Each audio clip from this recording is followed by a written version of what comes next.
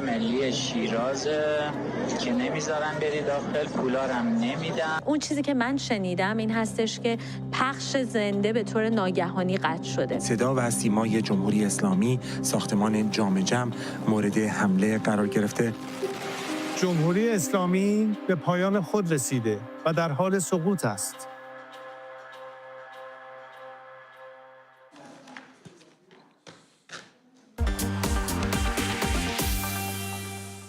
ساعت 7 شب به وقت لندن، 9:30 شب به وقت تهران. یک بخش کوتاه خبری است. بعد از این بخش خبری با مهدی نصیری گفتگوی زنده و مستقیمی خواهیم کرد. نیروهای مسلح جمهوری اسلامی در بیانیه‌ای گفتند سپاه پاسداران در عملیات بشارت فتح پایگاه اودید قطر را هدف قرار دادند. در این بیانیه آمده که این عملیات با تدبیر شورای عالی امنیت ملی و راهبری قرارگاه مرکز خاتم الانبیا انجام شده. صدای چند انفجار در دوحه پایتخت قطر و حمیان شنیده شده و پرتابه‌ها در آسمان دیده شدند. قطر همچنین گفته تمام موشک‌های جمهوری اسلامی را با موفقیت رهگیری کرده. رسانه‌های قطری اما گزارش دادند سامانه‌های پدافند هوایی موفق شدند 9 مورد از 10 موشک شلیک شده جمهوری اسلامی را به سوی این پایگاه نظامی ایالات متحده آمریکا در قطر رهگیری و منهدم کنند و آن را شکست دیگری برای جمهوری اسلامی دانستند. شورای عالی امنیت ملی حکومت اسلامی در بیانیه گفته تعداد موشک‌های به کار گرفته شده در این عملیات موفق به تعداد بمب‌هایی بوده که آمریکا در حمله به تأسیسات هسته‌ای جمهوری اسلامی استفاده کرده.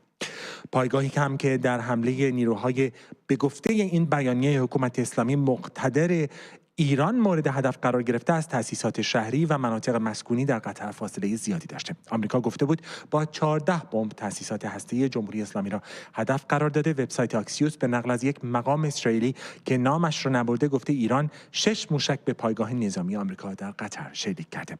قطر بلافاصله نقض فاحش حاکمیت ملی خود را محکوم کرده و گفته حق پاسخ مستقیم را طبق قوانین بین‌المللی برای خود محفوظ می‌داند. این در حالی است که جمهوری اسلامی گفته است که به دوست و کشور برادر خود اطلاع داده بوده. بیانیه قطر به هر حال بسیار بیانیه تو نیست علیه جمهوری اسلامی. گفته ما اطمینان داریم که سامانه‌های دفاع هوایی قطر این حمله را خنثی کرده و موشک‌های ایرانی را با موفقیت رهگیری کردند. وزارت دفاع قطر گفته به لطف خداوند هوشیاری نیروهای مسلح و تدابیر پیشگیرانه اتخاذ شده این حادثه هیچ تلفات یا مجروحایی به همراه نداشته. نیویورک تایمز اما گفته که ایران از قبل مقام‌های قطر را از حمله مطلع کرده و برای ساعتها قبل به قطری‌ها اطلاع داده بوده که می‌خواهد این حمله را انجام دهند و به تبع قطر هم به ایالات متحده آمریکا و این پایگاه نظامی آمریکایی از پیش تخلیه شده بوده. تلویزیون دولتی چین CGTN هم گفته که جمهوری اسلامی آمریکا رو هم از 2 کانال دیپلماتیک پیش از انجام این حمله با خبر کرده بوده. وزارت خارجه قطر هم گفته که در پی حمله جمهوری اسلامی به پایگاه نظامی العدید آمریکا در دوحه هیچ تلفات جانی گزارش نشده است. در همین حال از واشنگتن خبر رسیده است که دونالد ترامپ در اتاق وضعیت است و حمله به این پایگاه آمریکایی را به دقت زیر نظر دارد. کاخ سفید و وزارت دفاع آمریکا گفتند که به دقت در حال رصد تهدیدات احتمالی علیه این پایگاه هستند. وزارت امنیت داخلی آمریکا هم گفته که با چندین فرماندار ایالتی درباره احتمال حملات در داخل آمریکا پس از حمله به جمهوری اسلامی گفتگو کرده. وزارت امنیت داخلی آمریکا هشدار داده در صورت صدور فتوای انتقامجویانه از جانب خامنه‌ای احتمال تحریک عوامل افراطی برای اقدام خشونت‌آمیز در داخل خاک آمریکا افزایش خواهد یافت. آنچه که شنیدید و دیدید بینندگان گرامی گزارشی بود از حمله جمهوری اسلامی ناموفق به پایگاه نظامی ایالات متحده آمریکا در قطر. تصاویری رو نگاه می‌کنیم از این حملات. الله اکبر. مدام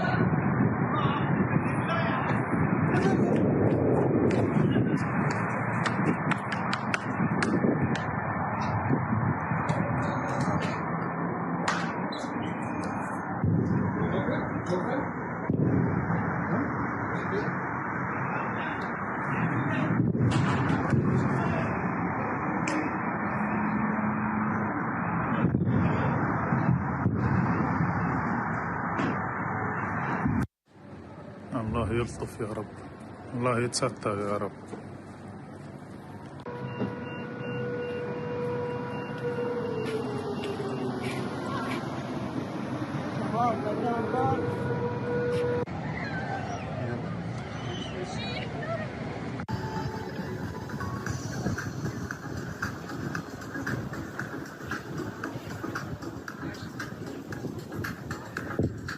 لا إله إلا الله.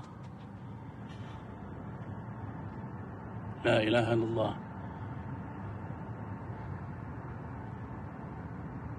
Southwest, coming from the direction of Al-Udaid. Windows are shaking. La ilaha illallah.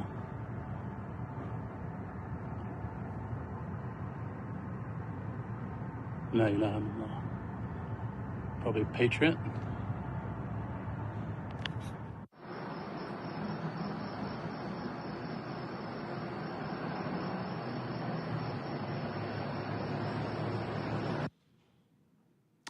با سلامی دوباره.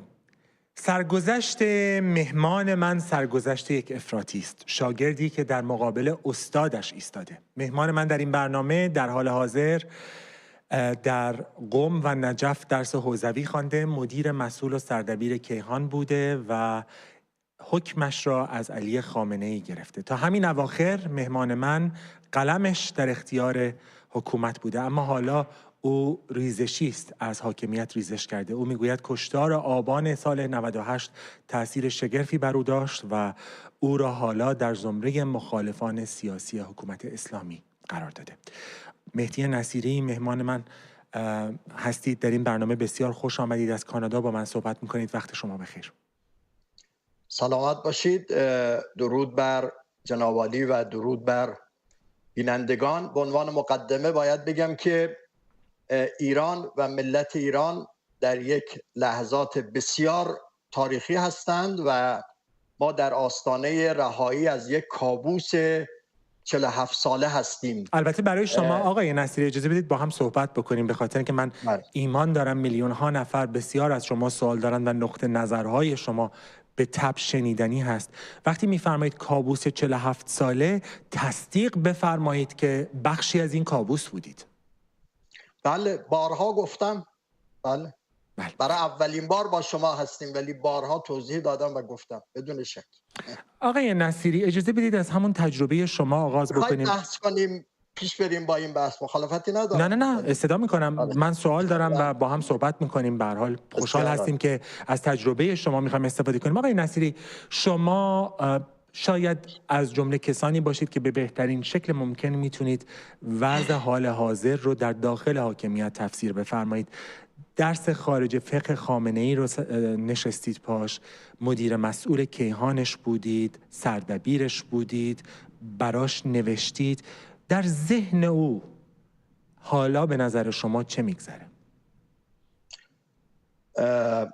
ببینید آقای خامنه‌ای مثل همه عموم دیکتاتورهای سیاسی دیگه هست، با مشخصات عامی که این دیکتاتورها دارن. یه چیز اضافه‌ای البته ایشون داره و اون این که چون ایشون داعیه‌دار حکومت دینی بوده و خودش یه حاکم دینی میدونه، از این جهت یک مازادی بر دیکتاتوری‌های دیگه داره و هم توهماتش شدیدتره و هم خطراتش میتونه بیشتر باشه. من فکر میکنم که نمیدونم الان زنده هست یا زنده نیست، ولی اگر زنده باشه علالقاعده باید هر دقیقه‌ای بمیرد و زنده بشه و سخت‌ترین لحظات عمرش داره طی میکنه و اون چه که مدعی بود، اون چه که بابت او 47 سال تلاش کرد، چه قبل از دوران رهبریش چه بعد از دوران رهبریش، و خواست برای خودش یک جایگاه ویژه‌ای درست کنه، جایگاهی به عنوان ولی امر مسلمین جهان، و گاهی هم سخن از این گفت که خدا از زبان او سخن میگه.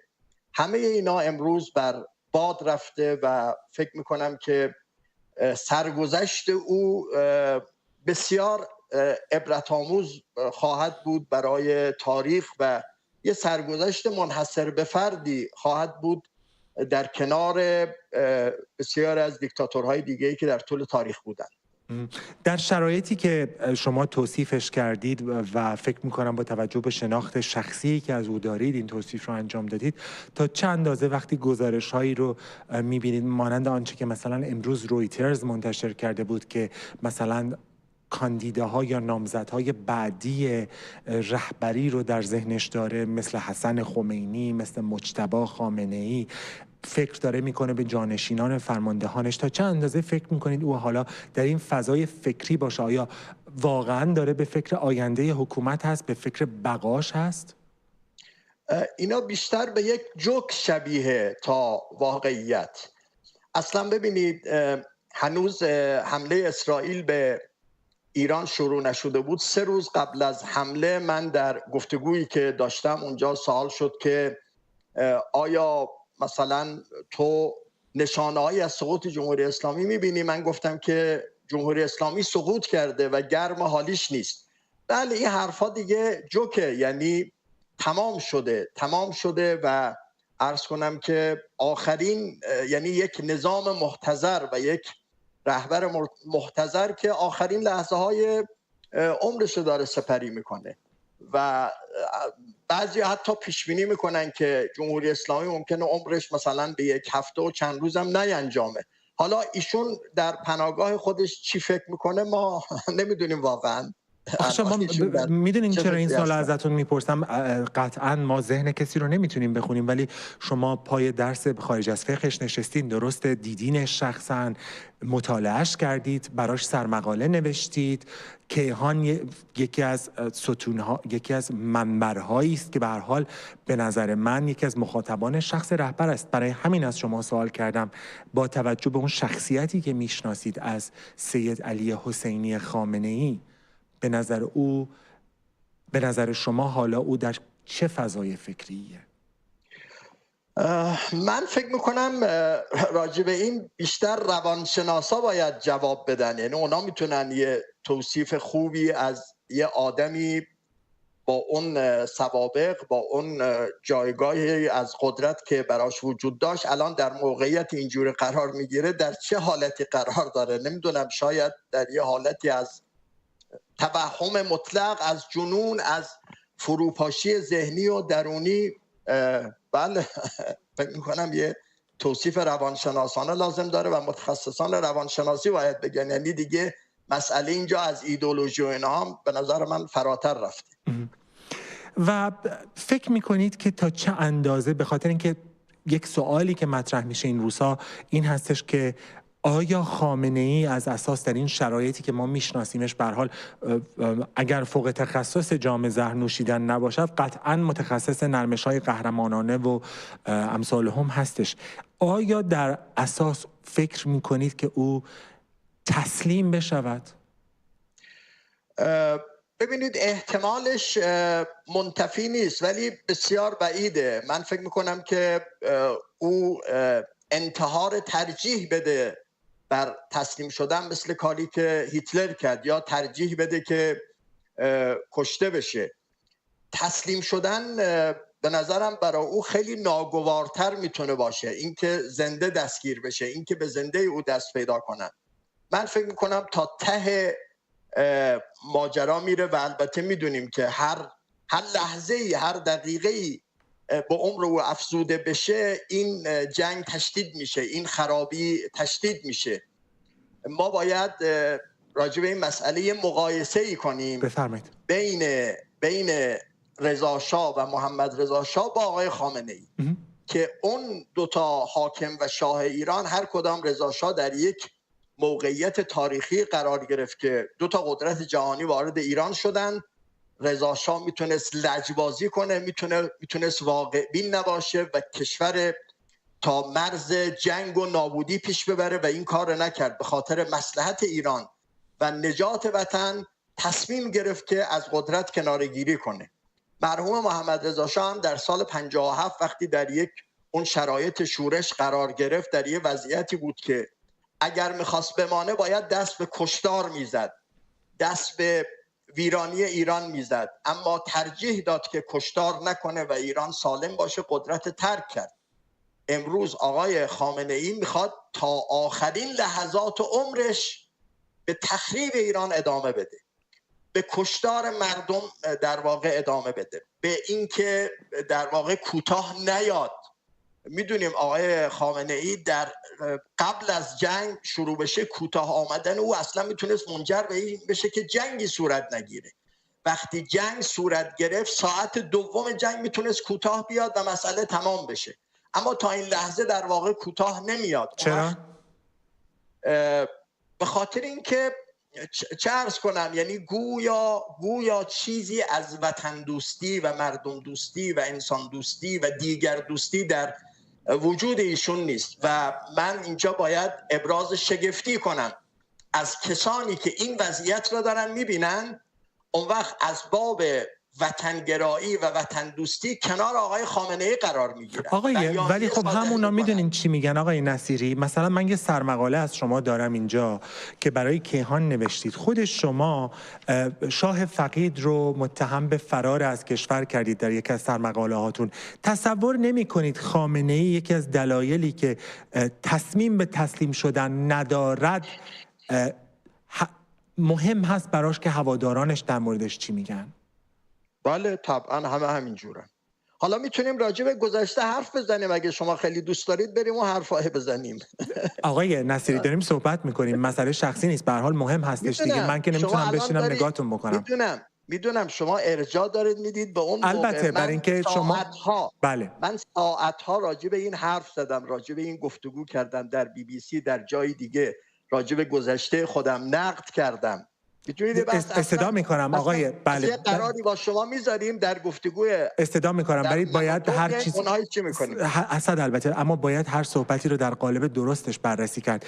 قصد آزار ندارم، قصد این رو دارم که در یک قالبی بگذارم، به خاطر اینکه شما رو جناب نصیری، شما رو به هر حال از این جهت بسیار تجربتون ارزشمند هست که شما این ساختار رو میشناسید و اگر این سوال میدونم، این سوالی که شما میکنید از واضحاته. خب از واضحاته، یعنی همه کسانی که در گذشته با آقای خامنه ای بودن، دوستان آقای خامنه ای بودن، الان هستن در تشویق دیکتاتورها در ادامه راهشون مؤثر بودن و تأثیر داشتن. از این جهت عرض میکنم، یعنی خیلی مسئله روشنی است. تا چه اندازه فکر میکنید که آقای خامنه ای به اون فرضیه 30 و چند سالش دشمن، توطئه، آمریکا، اسرائیل حالا به واقعیت پیوسته، فکر میکنید آیا قلباً به آنچه که میگفت باور داشت و حالا که بهش رسیده داره از شرایط استفاده میکنه به امید آینده یا پشیمونه؟ ببینید حالا شما یه سوالاتی است که همه ما باید از قلب آدم با خبر داشته باشیم. من واقعا نمیدونم پشیمانه یا چنان لجبازه و احساس پشیمانی نمیکنه. هر دو اینا ممکنه باشه. من بیشتر به عدم پشیمانی میخوره، یعنی دیکتاتورها مشخصاتشون اینه، خیلی اهل پشیمانی، اهل این که چون کسی پشیمان میشه که در واقع اذعان کنه به اشتباه خودش، به خطای خودش. او اگر به نقطه پشیمانی میرسید نباید تا اینجا مسئله را ادامه میداد و فاجعه را انقدر کش میداد. من فکر میکنم همچنان ایشون اسیر توهمات خودش هست و این توهمات از اون حباب فکری میاد که درش گرفتار هست. هر حرفی که زد بقیه تکرار کردن، از تکرارش لذت برد. ببینید آدم‌ها، دیکتاتورها، بخشی از مسئلهشون ایدئولوژی و فهم و درکشون هست، بخشش قطعا مسئله قدرت طلبی اون فرعونیتی که در درونشون هست، میل به قدرت، بخشش خصایل اخلاقی آدم هاست، این که طرف چقدر لجوجه، این که طرف چقدر کینه توزه. مجموعه از این قضایای شخصی مثل آقای خامنه ای و یا دیکتاتورهای دیگه میسازه. چقدر در این تصمیم هایی که میگیره مفهوم وطن براش مهم است؟ چون در تبلیغات میبینیم وطن، ایران، ایران من. چقدر یک بار یادم هست خامنه ای گفت اگر حتی من رو قبول ندارید برای ایران بیاین و رأی بدید. این روزها تبلیغاتی که در رسانه ها هست پر از وطن هست. چقدر وطن اصلا مفهومی داره برای علی خامنه ای؟ هم در نگاه آقای خامنه ای هم در نگاه آقای خمینی اساسا اینا وطنگرایی و ملیگرایی نوعی شرک و کفر میدونن. یعنی هیچ اعتقادی ندارن. اگه جایی آقای خامنه ای سخن از ایران گفته در آستانه انتخابات، باز برای فریب مردم بوده، برای اینکه دوباره می‌خواسته یه بازی انتخاباتی در واقع انجام بده، مردم بیشتری بیاره برای اینکه قدرتش ادامه پیدا کنه. و الا واقعا به لحاظ مبانی ایدئولوژیک سخن از ایران گفتن، وطن گفتن و ملیگرایی شرکه. آقای خامنه ای به مفهومی به عنوان ملت باور نداره. اون مسئلهش امته، امت اسلامی، اونم امت اسلامی که برای خودش خلق کرده. آخه این که شما یک امت چند صد میلیونی که اصلا بسیاری و شما را قبول ندارن، بسیاری ممکنه اصلا شما را نشناسن، شما حتی در میان شیعیان داخل ایران که با شما هم مذهبن، بخش وسیع از این شیعیان شما قبول رو ندارن، اما این که مفهومی به عنوان امت اسلامی درست میکنید و بر اساس این پیش میرید و سیاست‌های منطقه‌ای اتخاذ میکنید و سلاح هسته‌ای اون قصه دیگه حالا واقعا یک داستان‌هایی است که آقای خامنه‌ای رو برای خودشون درست کردن و کار کشور تا اینجا رساندن. در هر صورت بدون شک چیزی به عنوان مفهوم وطن و ایران نه در ذهنیت ایشون نه در عملکرد ایشون هیچ وقت وجود نداشته. گزارش هایی بود جناب نصیری که مثلا خبرگزاری تصنیم که ارگان تبلیغاتی سپاه پاسداران هست مثلا این گزارش رو منتشر کرده بود که افرادی رفتند به قم با علمای اعلام، علمای شیعه دیدار کردند، بعد گفتن حسن روحانی این کار رو کرده بلکه بتوانند بر او تأثیر بگذارند. اصولاً از اساس آیا این تاثیرپذیری ممکن است بر خامنه‌ای با تمام مختصاتی که شما توضیح دادید؟ من حالا واقعا منم این خبر شنیدم، نمیدونم خبر چقدر درسته، چون آقای خامنه‌ای یک فضای رعبی بر کلیت جامعه از جمله بر حوزه‌های علمی حاکم کرده بود که بعید میدونم یک کسی مثل آقای روحانی و اینا مثلا جرأت کرده باشن که این مسیر رفته باشن. ولی حالا خب محتمله که این اتفاق افتاده باشه. اصلا ببینید آقای خامنه‌ای شأنی برای غیر خودش قائل نبود، برای هیچ کس، نه برای مسئولین زیر دستش، نه برای روحانیت، نه برای فقها، نه برای مراجع تقلید، نه برای سپاهیانش. ببینید الان مثلا میگن وقتی بعضی از کشورها تو وضعیت بحرانی اینجوری قرار میگیرن، گاهی یه نظامی از میان ارتش اون برمیخیزه و مثلا کودتا میکنه، قدرت به دست میگیره، کشور از جنگ نجات میده، از فروپاشی نجات میده. اما چنین چیزی در حالا ارتش که همیشه بر کنار بوده و واقعا در کنار ملت بوده و من امیدوارم که خیلی زود به ملت بپیونده. اما سپاهی که با آقای خامنه‌ای بوده، بعضیا همیشه سوال میکردن که آیا در سپاه ممکنه چنین چیزی صورت بگیره؟ من همیشه میگفتم که آقای خامنه‌ای اجازه نداده که یه فرمانده با شخصیت، حالا در همون چارچوب خودش، در همون کاتگوری و کانتکست خودش شکل بگیره که در چنین شرایطی مثلا بتونه دست به یه کار اینجوری بزنه. در صورت این مسئله راجع به بسیاری از مراجع تقلید هم صادقه. حالا بعضی از آقایون روحانیون یا مراجع تقلید ممکنه از همون اول 57 زاویه داشتن با آقای خامنه‌ای، اون حالا بحثشون جداست. ولی اگر چنین تلاشی هم صورت گرفته باشه، بعید میدونم که کمترین توفیقی اون آقایون، آقای روحانی یا هر کسی که بوده پیدا کرده باشه. حالا با توجه به همه آنچه که شما توصیف کردید، به نظر شما امکان نوعی تجدید قوا یا بقا جمهوری اسلامی داره؟ یه چیزی در حد محاله. ببینید حالا ما چون مسائل اتفاقات و حوادث انسانی و سیاسی و اجتماعی آدم با قطعیت نمیتونه راجع به آینده سخن بگه، ولی میتونم بگم در حد محاله. اصلا تمام است کار جمهوری اسلامی، تمامه و تجدید قوا و اعاده و باقی ماندن و اینکه من میبینم بعضی از مردم هراس دارن که یه وقت باقی نمانه و اگر باقی بمانه دست به کشتار بزنه، مثل کاری که صدام در جنگ اول با امریکا این کار کرد، که البته باز اینجا باید تأسف خودمه از کسانی ابراز کنم که ظرف روزهای اخیر اعلامیه دادن به عنوان وطنگرایی و در کنار جمهوری اسلامی و آقای خامنه‌ای ایستادن که او نگهش دارن و به این موضوع از موضع روشنفکری یا نواندیشی دینی و به این موضوع توجه نکردن که اگر آقای خامنه‌ای و جمهوری اسلامی باقی بمانه دمار از روزگار مردم در میاره، کاری که صدام در اون انتفاضه اول عراق کرد و 300,000 نفر را کشت. اما جدای از این دیگه بقایی به نظر من برای جمهوری اسلامی متصور و محتمل نیست. بله. یکی از میخواستم در مورد تبلیغات رسانه‌ای بپرسم. به هر حال شما بسیار خوب اون قسمت بدنه رسانه‌های حکومتی رو میشناسید. یکی از بخش‌های این تبلیغات بخشی است که به صورت کلاسیک بوده، در رادیو تلویزیون نوحه پخش میکنن، هیدر میگن، پیامک برای ما بفرستید اگر که میخواهید پای پیاده تا بیت المقدس برید. اون بخش رو میشناسیم. یک بخش دیگر هم هست که لزوماً زیر نام رسانه‌های جمهوری اسلامی نیست، اما بسیاری میگویند ممکن است شیوهی از تبلیغات جمهوری اسلامی باشد. خطر تجزیه، خطر سوریه‌ای شدن ایران، خطر تجزیه ایران توسط آمریکا و اسرائیل. ببینید بر سر افغانستان و عراق چی آوردن. نظر شما؟ بله، خب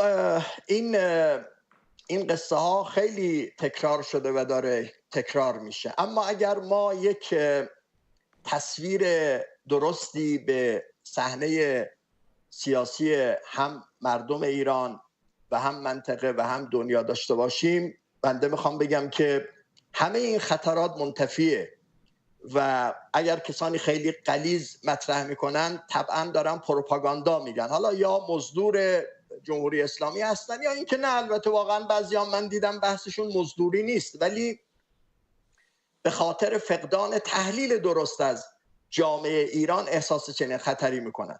ما همه میدونیم که مردم ایران در قصه جنبش مهسا چه همبستگی از خودشون نشون دادن در همه مناطق، در همه شهرها، در همه اقوام. این مردم اونجا نشون دادن. مردم ایران به شدت رشد یافتن. مردم ایران در قبل این مصیبت انقلاب 57 در کنار همه مصائبی که متحمل شدن درس‌های آموختن، رشدهای پیدا کردن. این از جهت در واقع مسئله مردم ایران. در منطقه اونجوری که من میفهمم هیچ یک از کشورهای منطقه نفعشون در تجزیه ایران نیست، در فروپاشی ایران نیست. نمیخوام بگم حالا ممکنه فرض کنید آقای اردوغان که تحت تاثیر اخوان المسلمین و همین ایدئولوژی هست که آقای خامنه ای بود ممکنه برخی از هوس‌های اینجوری کنه، اما میدونیم که یعنی این مسئله بسیار مهمه که مردم ایران توجه کنن. جهان آزاد، امریکا، اروپا، خود اسرائیل به ایران، آینده ایران به عنوان یک دوست نگاه میکنن، به عنوان یک متحد نگاه میکنن که با او میتونن بهترین روابط داشته باشن، با او بهترین تعاملات اقتصادی میتونن داشته باشن. به ایران به عنوان لنگر منطقه بسیار استراتژیک عرض کنم که خاورمیانه نگاه میکنن. اینه که به هیچ وجه کمترین منفعتی نه برای اسرائیل، نه برای امریکاست، نه برای اروپاست که دنبال این باشن که ایران تجزیه کنن. و شکی ندارم اگر کسی از کشورهای منطقه چنین هوسی به سرش بزنه، امریکا و اسرائیل و اروپا به عنوان یه دوست کنار ملت ایران وامی ایستن. پس اساساً این نوع نگرانی ها بی‌دلیله. البته ببینید وقتی که یک نظام میخواد عوض بشه، ما از یک نظام سیاسی به یک نظام سیاسی دیگه بریم، ممکنه برای مدتی هرج و مرج‌هایی باشه، تنش‌هایی باشه، چالش‌هایی باشه. این بسیار طبیعی است، بسیار طبیعی است. اما فهم من اینه که ما این چالش‌ها و این تنش‌ها را زودتر از آنچه که فکر می‌کنیم پشت سر می‌ذاریم و به سرعت میتونیم به یه ثبات و به یه آرامش برسیم. اگر قراره که نگرانی وجود داشته باشه، نگرانی باید از بقای جمهوری اسلامی باشه که عرض کردم دیگه این مسئله چیزی در حد محال است. و چقدر این نگرانی رو شخص شما دارید از احتمال ادامه بقای هسته‌هایی از جمهوری اسلامی در آینده که باعث بی‌ثباتی بشه، مشابه هواداران حزب بعث صدام حسین در عراق یا هواداران طالبان بعد از سقوط بار اول؟ ببینید او کسانی که منفعتی از جمهوری اسلامی حمایت میکنن، این منفعتی ها که همین الان دارن میریزن. یعنی وقتی که ببینن دیگه اون نقطه اتکایشون در حال سقوطه و در حال رفتنه، اونها هم میریزن و جدا میشن و حتی ممکنه تلاش کنن که رنگ مردمی که با جمهوری اسلامی مخالفن بگیرن. یه اقلیتی هم در ایران هستن که اینا واقعا معرفتی به قصه نگاه میکنن، از سر ناآگاهی، از سر جهل، از سر اینی که منابع اطلاعاتیشون محدوده، واقعا همچنان فکر میکنن که مثلا جمهوری اسلامی یک نظام فرض کنید که اسلامیه، یک نظام مردمیه، یک نظام مثلا در خدمت مردم یا اسلام و دین هست. اونها هم با این حوادثی که داره رخ میده، ببینید همین مسئله‌ای که الان باهاش مواجهیم، چرا آقای خامنه ای امروز باید در مخفیگاه باشه؟ چرا آقای خامنه ای در این چند روزی که حملات امریکا صورت گرفت، حملات اسرائیل گسترده تر شد، چرا با مردم حرف نمیزنه؟ چرا کسی او را نمیبینه؟ با همه شعارهایی که به عنوان جهاد و شهادت و مقاومت و اینا تمام این سالها داد و طرفداران خودش تشویق کرده این مسئله. اون وقت شما آقای خامنه ای مقایسه کنید با آقای زلنسکی که در متن جبهه ها حضور داره، مقایسه کنید با آقای نتانیاهو که میره خیلی وقتا در جبهه ها حضور پیدا میکنه کنار سربازانش. همین مسئله برای بیداری بسیاری از اون افرادی که تا به حال معرفتی به قصه نگاه میکردن به نظر من خیلی تاثیرگذاره و همینجور اینا مثل برگ خزان دارن میریزن. البته ممکنه کسانی هسته‌های تعدادی همچنان بمانند، اون حالا باید با تدبیر، با هوشیاری، نظام جدید که میاد باید روی این مسئله فکر کنه که این قصه را در واقع مهار کنه و اجازه نده که اینها به عنوان سد راه نظام جدید آزاد و دموکراتیک ایران قرار بگیرن. در مورد ریزشی ها صحبت بکنیم. به هر حال همونطور که اولش هم گفتم شما از زمره کسانی هستین که جدا شدید از حاکمیت، منتقد سفت و سخت حاکمیت شدید. این روند چطور میتونه تکرار بشه در مورد بقیه؟ یعنی چه اتفاقی باید از جانب مردم بیفتد که چه هواداران با معرفت خامنه‌ای، چه هواداران با منفعت خامنه‌ای به مردم بپیوندن؟ اینا که اصلا دیگه آخر کاره. میفهمم، ولی چطور این بله نه تمام داره، هیچ چیزی لازم نیست، وقایع و حوادثی که خودشون دارن میبینن چیزی لزومی نداره. یعنی انقدر گویایه، انقدر واضحه که این مسیری که آقای خامنه ای ظرف این سالها دنبال میکرده، با سپاهش دنبال میکرده، ادعاهای گنده گنده ای که فرماندهان سپاه میدادن، تمام اینا دود شده و رفته هوا و تو خالی بودنش و تهی بودنش در واقع آشکار شده. تمام مسئله خیلی پس چرا نمیپیوندن به مردم؟ کیا نمیپیوندن؟ اینا فرماندهان جور و واجور ارتش و سپاه و دوروبری‌های خامنه‌ای و دولت مرد و از داخل ایران بیایم بیرون سفرای حکومت و کاردار 1 و 2 و 3 و 4 و امثال هم. حالا اینا دارن میپیوندن، خیلی هاشون تو خبرها هست که اینا با خارج از کشور تماس میگیرن، دارن تماس میگیرن، اعلام مثلا پیوستن میکنن. فکر کنم که چند ساعتی دیگه مونده، مثلا یه روز 2 روز همشون میریزن و اینا. به صورت سمبولیک میگید یا اطلاع دارید؟ نه حالا خبراش میرسه به ما که تماس میگیرن، اینور و اونور با بیرون تماس میگیرن، نمیدونم خواهان اماننامه هستن. پس اطلاع دارید؟ بله گاهی میشنوم. بله. و بعدش فکر میکنید که تا چه اندازه جامعه پذیرای این ریزشی هست؟ در مورد خود شما آقای نصیری به هر حال یک موردی که وجود داشت و میفهمم که ممکنه احساس راحتی نکنید وقتی که آدم‌ها به این ریزش نه اجازه بفرمایید. میفهمم آقای نصیری، اما بسیار بود، خصوصا روزهای اول به دیده شک به شما نگاه میکردن، به شما نفوذی میگفتن. چطور میشه از این سطح‌ها گذشت در افکار عمومی؟ خب حالا مفصل گفتم دیگه. مثلا یکی از گفتگوهایی که من اخیراً منتشر کردم، یعنی بعد از سفرم به کانادا و در کانال من هست و فکر کنم یه برنامه 2 ساعته بود، در 2 ساعت منتشر شد، راجع به این که آیا من نفوذیم، راجع به این توضیح دادم و مفصل حرف زدم. ببینید حالا میگم خوشبختانه الان ما در شرایطی هستیم که این قصه های دیگه پشت سر گذاشتیم، آخر کار جمهوری اسلامی است. این بحث ها مثلا برای 3 ماه پیش، 6 ماه پیش، 1 سال پیش خیلی مهم بود و اینها. اما ببینید یه اصل کلی ما، مردم ما رعایت باید کنن، بهش توجه داشته باشن راجع به دوره گذار. ما میدونیم که در دنیا یه چیزی مطرحه به عنوان عدالت دوره گذار. خیلی از محققان سیاسی راجع به این مسئله نوشتن و مثلا تز ارائه دادن، کتاب ارائه کردن.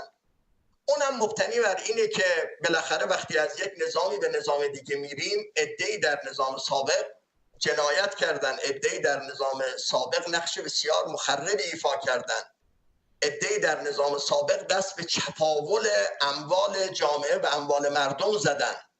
خب بدون شک اینها رو نمیشه رها کرد، حتما باید محاکمه بشن. منتها محاکمه باید در چارچوب‌های قانونی و حقوق بشری، نه کاری که جمهوری اسلامی در آغاز کرد و بسیار جنایت آمیز بود و امروز به عنوان یکی از برگ‌های سیاه در پرونده جمهوری اسلامی هست که میدونیم همه با زشتی یاد میکنن از اون نوع اعدام‌ها و محاکمات.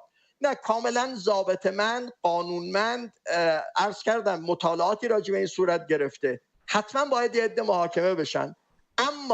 اما کسانی که با نظام بودن جنایت نکردن، شاکی خصوصی ندارن، دزدی نکردن، فقط فهمشون اشتباه بوده، تلقیشون اشتباه بوده. خب اینا هر وقتی برگردن بیان به دامن ملت برگشتن، ابراز پشیمانی کنن، ابراز در واقع اعلام پوزش کنن از آنچه که در گذشته بوده. بالاخره اینا ملت ایرانن، ما باید همه با هم کار کنیم. ببینید چرخه خشونت باید در جامعه ایران، این چرخه باید از بین بره. اخیراً مصاحبه‌ای که شاهزاده داشتن، حالا البته شاید این مصاحبه دیروزشون نه، ولی این ویدئویی فکر می‌کنم حالا مثلا اخیر بوده، تاریخش نمیدونم. اونجا وقتی که سخن از انتقام، کسی از ایشون میپرسه که آیا شما بخواید انتقام بگیرید، اهل انتقام گیری هستید، اونجا به خوبی توضیح میده، همین مسئله عدالت دوره گذار توضیح میده و اینکه خب حالا اگر یک کسی فرزندش کشته شده، اگر یک کسی شاکی خصوصی است، ما نمیتونیم از حق اونا بگذریم. اما ایشون گفت اون چه که مربوط به شخص خودمه، اون چه که مربوط به جفاهایی است که این 45 سال به ایشون شده، خانواده ایشون شده، من اهل انتقام نیستم، من اهل انتقام گیری نیستم. و همین مسئله در واقع مطرح کردن که چرخه خشونت باید در جامعه از بین بره. به قول مولوی خون به خون شستن آمد محال. ما اگر بتونیم خیلی حساب شده و سنجیده چرخه خشونت را، یعنی باید این کار کنیم، در جامعهمون حذف کنیم، میشیم یک جامعه رشید و دموکرات، یه جامعه باثبات به لحاظ نظام سیاسی، به لحاظ دموکراسی، به لحاظ ارزش‌هایی که امروز واقعا ما تو جوامع غربی می‌بینیم که تحولات و پایین و بالا رفتن‌ها، تعویض مقامات خللی به عرض کنم که ثبات این جوامع در واقع در ثباتشون ایجاد نمی‌کنه. ما حتما باید این مسیر بریم. کاری نکنیم که دوباره فرض کنید 20 سال دیگه، 30 سال دیگه دوباره انقلابی دیگه صورت بگیره، یه شورش دیگه صورت بگیره. این بسته به عوامل زیادی است. یک عاملش هم همینه که اگر قرار مجازاتی صورت بگیره که باید صورت بگیره، اگر قرار عدالتی صورت بگیره کاملا قانونمند باشه، در چارچوب عدالت باشه، در چارچوب حقوق بشر باشه، که کسانی دیگه در آینده بهانه برای تکرار خشونت و انتقام گیری نداشته باشه. آقای، به این مسئله ریزش و عدالت دوران گذار برخواهم گشت، اما چرا شاهزاده رضا پهلوی، چه اتفاقی افتاد که مهدی نصیری دو آتشه کیهان نویس رسیدیم به اینجا؟ چه شد؟ چه اتفاقی افتاد؟ چرا او؟ عرض کنم که ببینید، من میتونم بگم من در واقع قبل از اینکه بگم در کنار شاهزاده قرار گرفتم، من در کنار مردم ایران قرار گرفتم. یعنی بعد از تحولات سیاسی من و مسیری را که مشخصا از بعد از 98 خیلی آشکار شروع کردم، من همیشه برام این سوال مطرح بود که خب برای آینده ایران چه کار باید کنیم. من واقعا همین حس، یعنی بعد از 98 دقیقا این حس پیدا کردم که این نظام دیگه ماندنی نیست. یعنی با اون کشتار سبعانه‌ای که انجام دادن و من میدونم بعضیاشون خودشون در درونشون ترسیدن، یعنی فهمیدن که چه کار سبعانه‌ای انجام دادن و چه مشروعیت زدایی از خودشون کردن. من همیشه این حس رفتن اینایی داشتم. در جنبش مهسا که در واقع انجام شد، خب این حس خیلی شدیدتر شد که من همون ایام در گفتگوی گفتم، فکر کنم 2 سال پیشه، گفتم که اگر جمهوری اسلامی تا 5 سال دیگه بمونه معجزه‌ای شده، فقط بر اساس یه معجزه اتفاق عجیب و غریب میتونه این مسئله رخ بده. در پاسخ به خبرنگاری چه حسی در شما قوی تر شد؟ حس اینکه حکومت ماندگار نیست؟ بله، حس اینکه بر اساس سنت‌های تاریخی، بر اساس تجارب، بر اساس مطالعات سیاسی، یه حکومتی با این مشخصات نمیتونه زیاد بمانه، با مشخصات جامعه ایران. این نکته خیلی مهمه. خب من از همون موقع واقعا رفتم سراغ چه باید کرد، اینکه چه باید کنیم برای آینده، برای پسا جمهوری اسلامی چه مسئله‌ای در واقع باید رخ بده. برای خودتون چه بکنید؟ منفعت شخصی بود یا منفعت عمومی؟ نه، چه بحث شخصی، بحث شخصی برای ایران، برای جامعه ایران. بله، من خودم مشکلی نداشتم، برای ایران دارم چی میگم. اونم برای اینکه خیال شما راحت باشه، من 10 بار گفتم که خیال من راحته آقای نصیری. من دارم میپرسم ازتون. خب میدونم، همین دیگه، میخوام خیالتون راحت کنم چون یه دغدغه‌ای دارید. من بیش از 10 بار، امروز فکر کنم 12مین باره، اعلام کردم بنده اولین کسی هستم که در اون دادگاه‌های عدالت دوره گذار حاضر بشم و راجع به عملکرد گذشته‌ام پاسخ بدم. اگر مسئولیت حقوقی متوجه من هست، اگه خسارت مالی بوده، اگه خسارت جانی بوده که عنوان حقوقی داشته باشه، بنده اون مسئولیت میپذیرم. این پس از این جهت که خیال همه راحت باشه، خیال شما هم راحت باشه. اما نه از مسئله این که خب حالا ایران داره بعد با خلأ قدرت مواجه میشه. ببینید من 2 سال پیش گفتم 5 سال دیگه، الان 2 سال شد، یعنی باز با این سرعت منم گمان نمی‌کردم. خب اینجا طبیعی بود که من صحنه سیاسی ایران نگاه کنم، ببینم با چه صحنه‌ای مواجه هستیم، مردم اکثریت به چه کسی گرایش دارن، چون مسئله دموکراسی گرایش اکثریت مردمه. من دیدم صحنه است که گرایش اکثریت با شاهزاده است. حالا اگر اکثریت نباشه، کسی بگه 50% با شاهزاده است، حتی کسی بگه 40% با شاهزاده است، یک جریان سیاسی 50%، 40% منسجم متحد با رهبری واحد در مقابل جریان مخالفی که رهبری هنوز مشخص نیست، حتی در حد رهبری شورایی هم نیست، طرح و برنامه‌هاش مشخص نیست، جریانات مختلف و متضاد مثلا سخن از جمهوری خواهی میگن. خب طبیعی است که این جریان قابل اتکاترین جریانه و باید تقویت بشه و باید حمایت بشه و باید به مردم معرفی بشه. ضمن اینکه اصلا ما نمیخوایم جریان مقابل انکار کنیم، او جریان هم بخشی از مردمه. من همیشه گفتم که تمایل شخصی من اینه که جریان جمهوری خواه بیان به انسجام برسن، به رهبری برسن، به رهبری واحد برسن، لااقل به رهبری شورایی برسن و به شکل دموکراتیک رقابت کنن، بیان در عرصه سیاسی ایران به شکل سازنده، اگر خواهان ایران هستن، با جریان مقابلشون که جریان پادشاهی خواهی هست دست گفتگو بدن، دست اتحاد بدن، دست ائتلاف بدن، مکانیزمی برای دوره گذار در واقع درست کنن و به مردم ارائه کنن، کشور را تا آستانه یک رفراندوم و انتخابات معتبر پیش ببرن که همه چیز را اون انتخابات تعیین میکنه. من این نکته را هم همیشه گفتم. خب حالا ولی اون چه که در صحنه عمل دیدم متاسفانه انفعال جریان جمهوری خواه بوده. از یه طرف جریان پادشاهی خواه، شاهزاده همینجور این مسیر داره دنبال میکنه و به همین خاطر من از اعلام رهبری که ایشون یعنی اعلام آمادگی برای پذیرش رهبری که در مونیخ کردن، من شخصا استقبال کردم. حالا بعضیا گفتن که آقا یعنی چی؟ گفتم مگر راه برای دیگران بسته است؟ دیگران هم اعلام رهبری کنن. راه برای اعلام رهبری هیچ کس بسته نیست.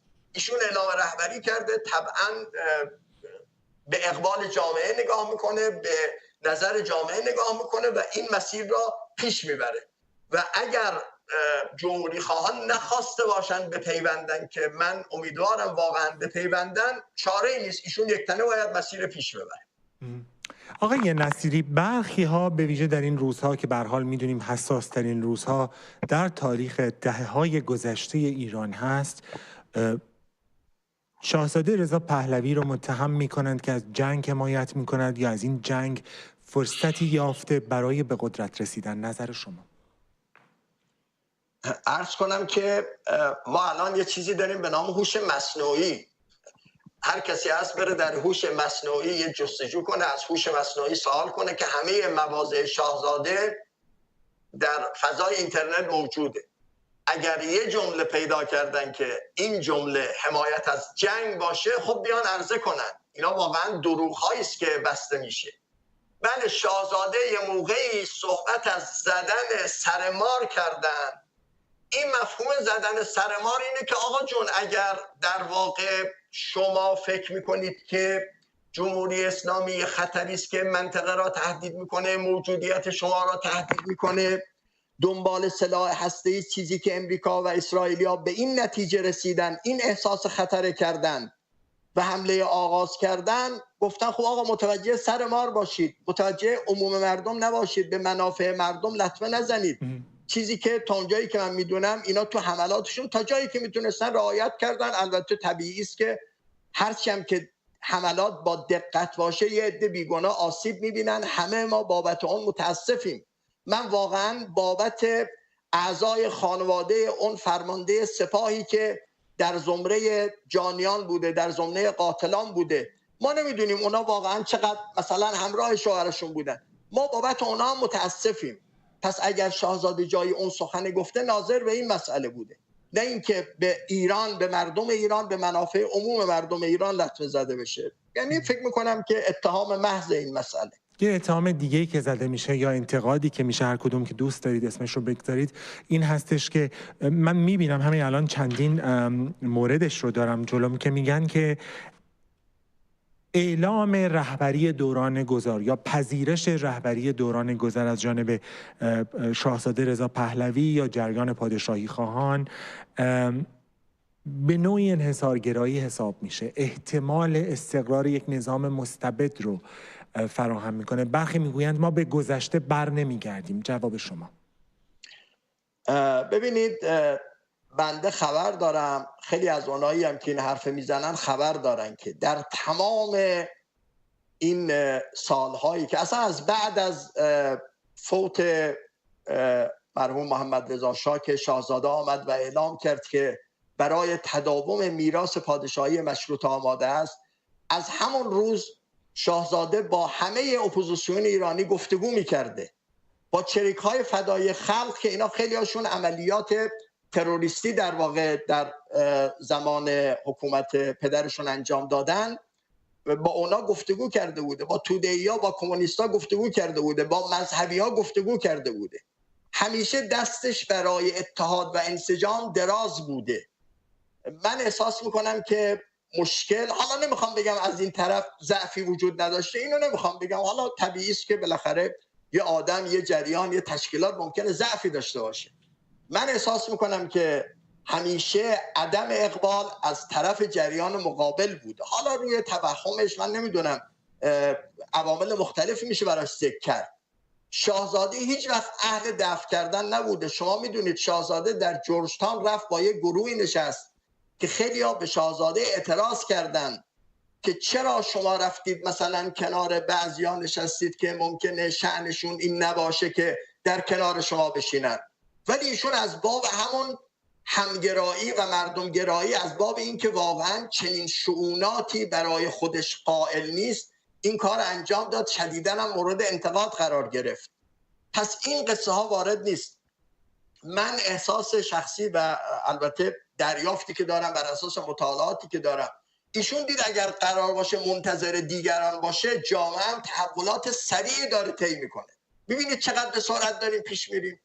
وقت جامعه باید در خلأ قدرت رها کنه. ایشون آمد اعلام رهبری دوره گذار کرد. گفتم اصلا مسئله هم تحمیلی نیست، دیگران هم برن اعلام رهبری کنن، در داخل در خارج، اصلا مسئله تحمیل نیست. هر کسی اعلام رهبری کنه و اقبال جامعه را ببینه، بر اساس اقبال و سرمایه اجتماعی که داره عمل کنه.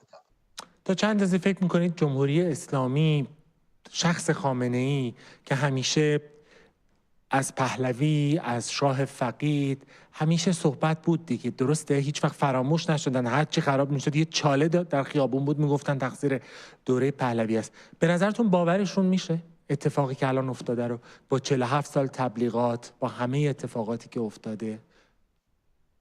معلومه که باورشون نمیشه، یعنی شوک در شوکن همشون. همه کسانی که چنین تصوری داشتن، چنین تلقی داشتن، مسئله شوکه، مسئله یه شوک عظیمی است که حالا باید آینده‌ش هم ببینیم این شوک قوی‌تر خواهد شد. آینده به نظر شما چه خواهد شد؟ خود شما دوست دارید برای خامنه‌ای چه اتفاقی بیفته؟ من حقیقتاً مایلم ایشون زنده دستگیر بشه، به دلیل اینکه در یکی از گفتگوهای دیگه هم گفتم به دلایل مختلف.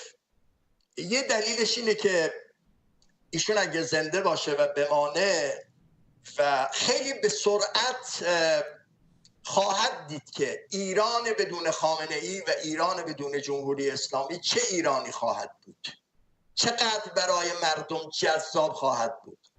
ببینید این نکته من توی یکی از گفتگوهای دیگه هم گفتم، یکی از شگفتی‌های حوادث اخیر اینه که واکنش بازار ارز به این تحولات، به این جنگ بسیار واکنش کمی بوده، به این معنا که یعنی گویا بازار که اونا تشخیصاشون به نظر من عموما سنجیده است، هیچ احساس بحران برای آینده ایران و آینده اقتصاد از این جنگ نکرده. اگر احساس بحران میکرد دلار باید میشد 300,000 تومان، اما مثلا چند هزار تومان، نمیدونم 92,000 تومان. بله از قیمت آخر دلار خبر ندارم. اصلا این نشون میده که شعله‌های امید در دل مردم، در دل بازار شعله‌های امید داره برافروخته میشه. خب آقای خامنه‌ای بمانه بره و اون تحولات عالی و فوری که رخ خواهد داد با رفتن او، و اگر بیشتر بمانه جهش ایران را به سمت توسعه ببینه، همدلی مردم ایران را ببینه، شادی مردم ایران را ببینه. خب هر روز گویا چند بار مثلا اعدام شده دیگه، این واقعا از اعدام شدن و از کشته شدن بسیار تلختره. ضمن اینکه آقای خامنه‌ای یک سند زنده سیاسی است از یک نوع حکومت، از یک نوع دیکتاتوری که واقعا کسانی باید او به حرفش بکشن، با او حرف بزنن، روانکاوی کنن، ارزیابی کنن، تو مبانی ایدئولوژیک با ایشون بحث کنن، چالش کنن. درس‌های بسیار آموزنده‌ای برای اهل سیاست، برای مردم ایران، برای مردم جهان میتونه از قبل این برنامه‌ها پیش بیاد. حالا به همین خاطر من فکر می‌کنم که زنده ایشون ارزش بیشتری داره. چرا یهو صحبت از اعدام کردین؟ خب طبعا ممکنه در دادگاه عدالت دوره گذار اگه ایشون دستگیر بشه ممکنه قضات، حالا یه مسئله حقوقی است، من نمیخوام درش در واقع دخالت کنم و نظر قطعی بدم، چون بعضی‌ها نظرشون اینه که ما اصلا مجازات اعدام از نظام جزای ایران حذف کنیم. فکر کنم که توی گفتگوی شاهزاده هم یه اشاره به این مسئله بود. اون تا چون مسئله حقوقی است، من الان نمیخوام به ضرس قاطع بگم، من تخصص در حقوق جزا ندارم، من حقوق خصوصی خوندم ولی حقوق جزا نخوندم. خب ممکنه که مثل کاری که با صدام شد مثلا دیگه، بله. واقعا در یه دادگاه محاکمه شد و آخرش هم حکم اعدام صادر شد. درسته. و حالا اصلا ببینید یه سری حالا شاکی‌های هزار شاکی خصوصی داره، ما نمیتونیم از جانب اونها الان حکم مثلا عفو صادر کنیم. درست می‌فهمم. من از این بابت گفتم حالا ممکنه این مسئله در چارچوب باشه، از این زاویه گفتم. بله. آقای نصیری، یک نکته دیگه هم گفتید، از شعله امید صحبت کردید. فردای جمهوری اسلامی در ذهن شما، در اون رؤیای شما چه شکلیه؟ من که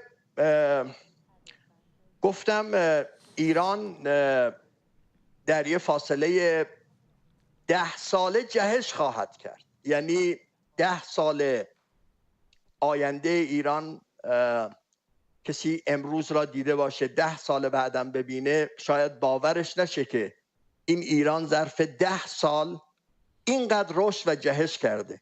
شما ببینید یه حکومت نرمال بر ایران حاکم بشه، همون سال اول دروازه توریسم باز کنه، یه امنیتی فراهم کنه، از این مزخرفات و تضییقاتی مثل مسئله حجاب و این قصه ها دست برداره، امنیت برای توریست فراهم کنه.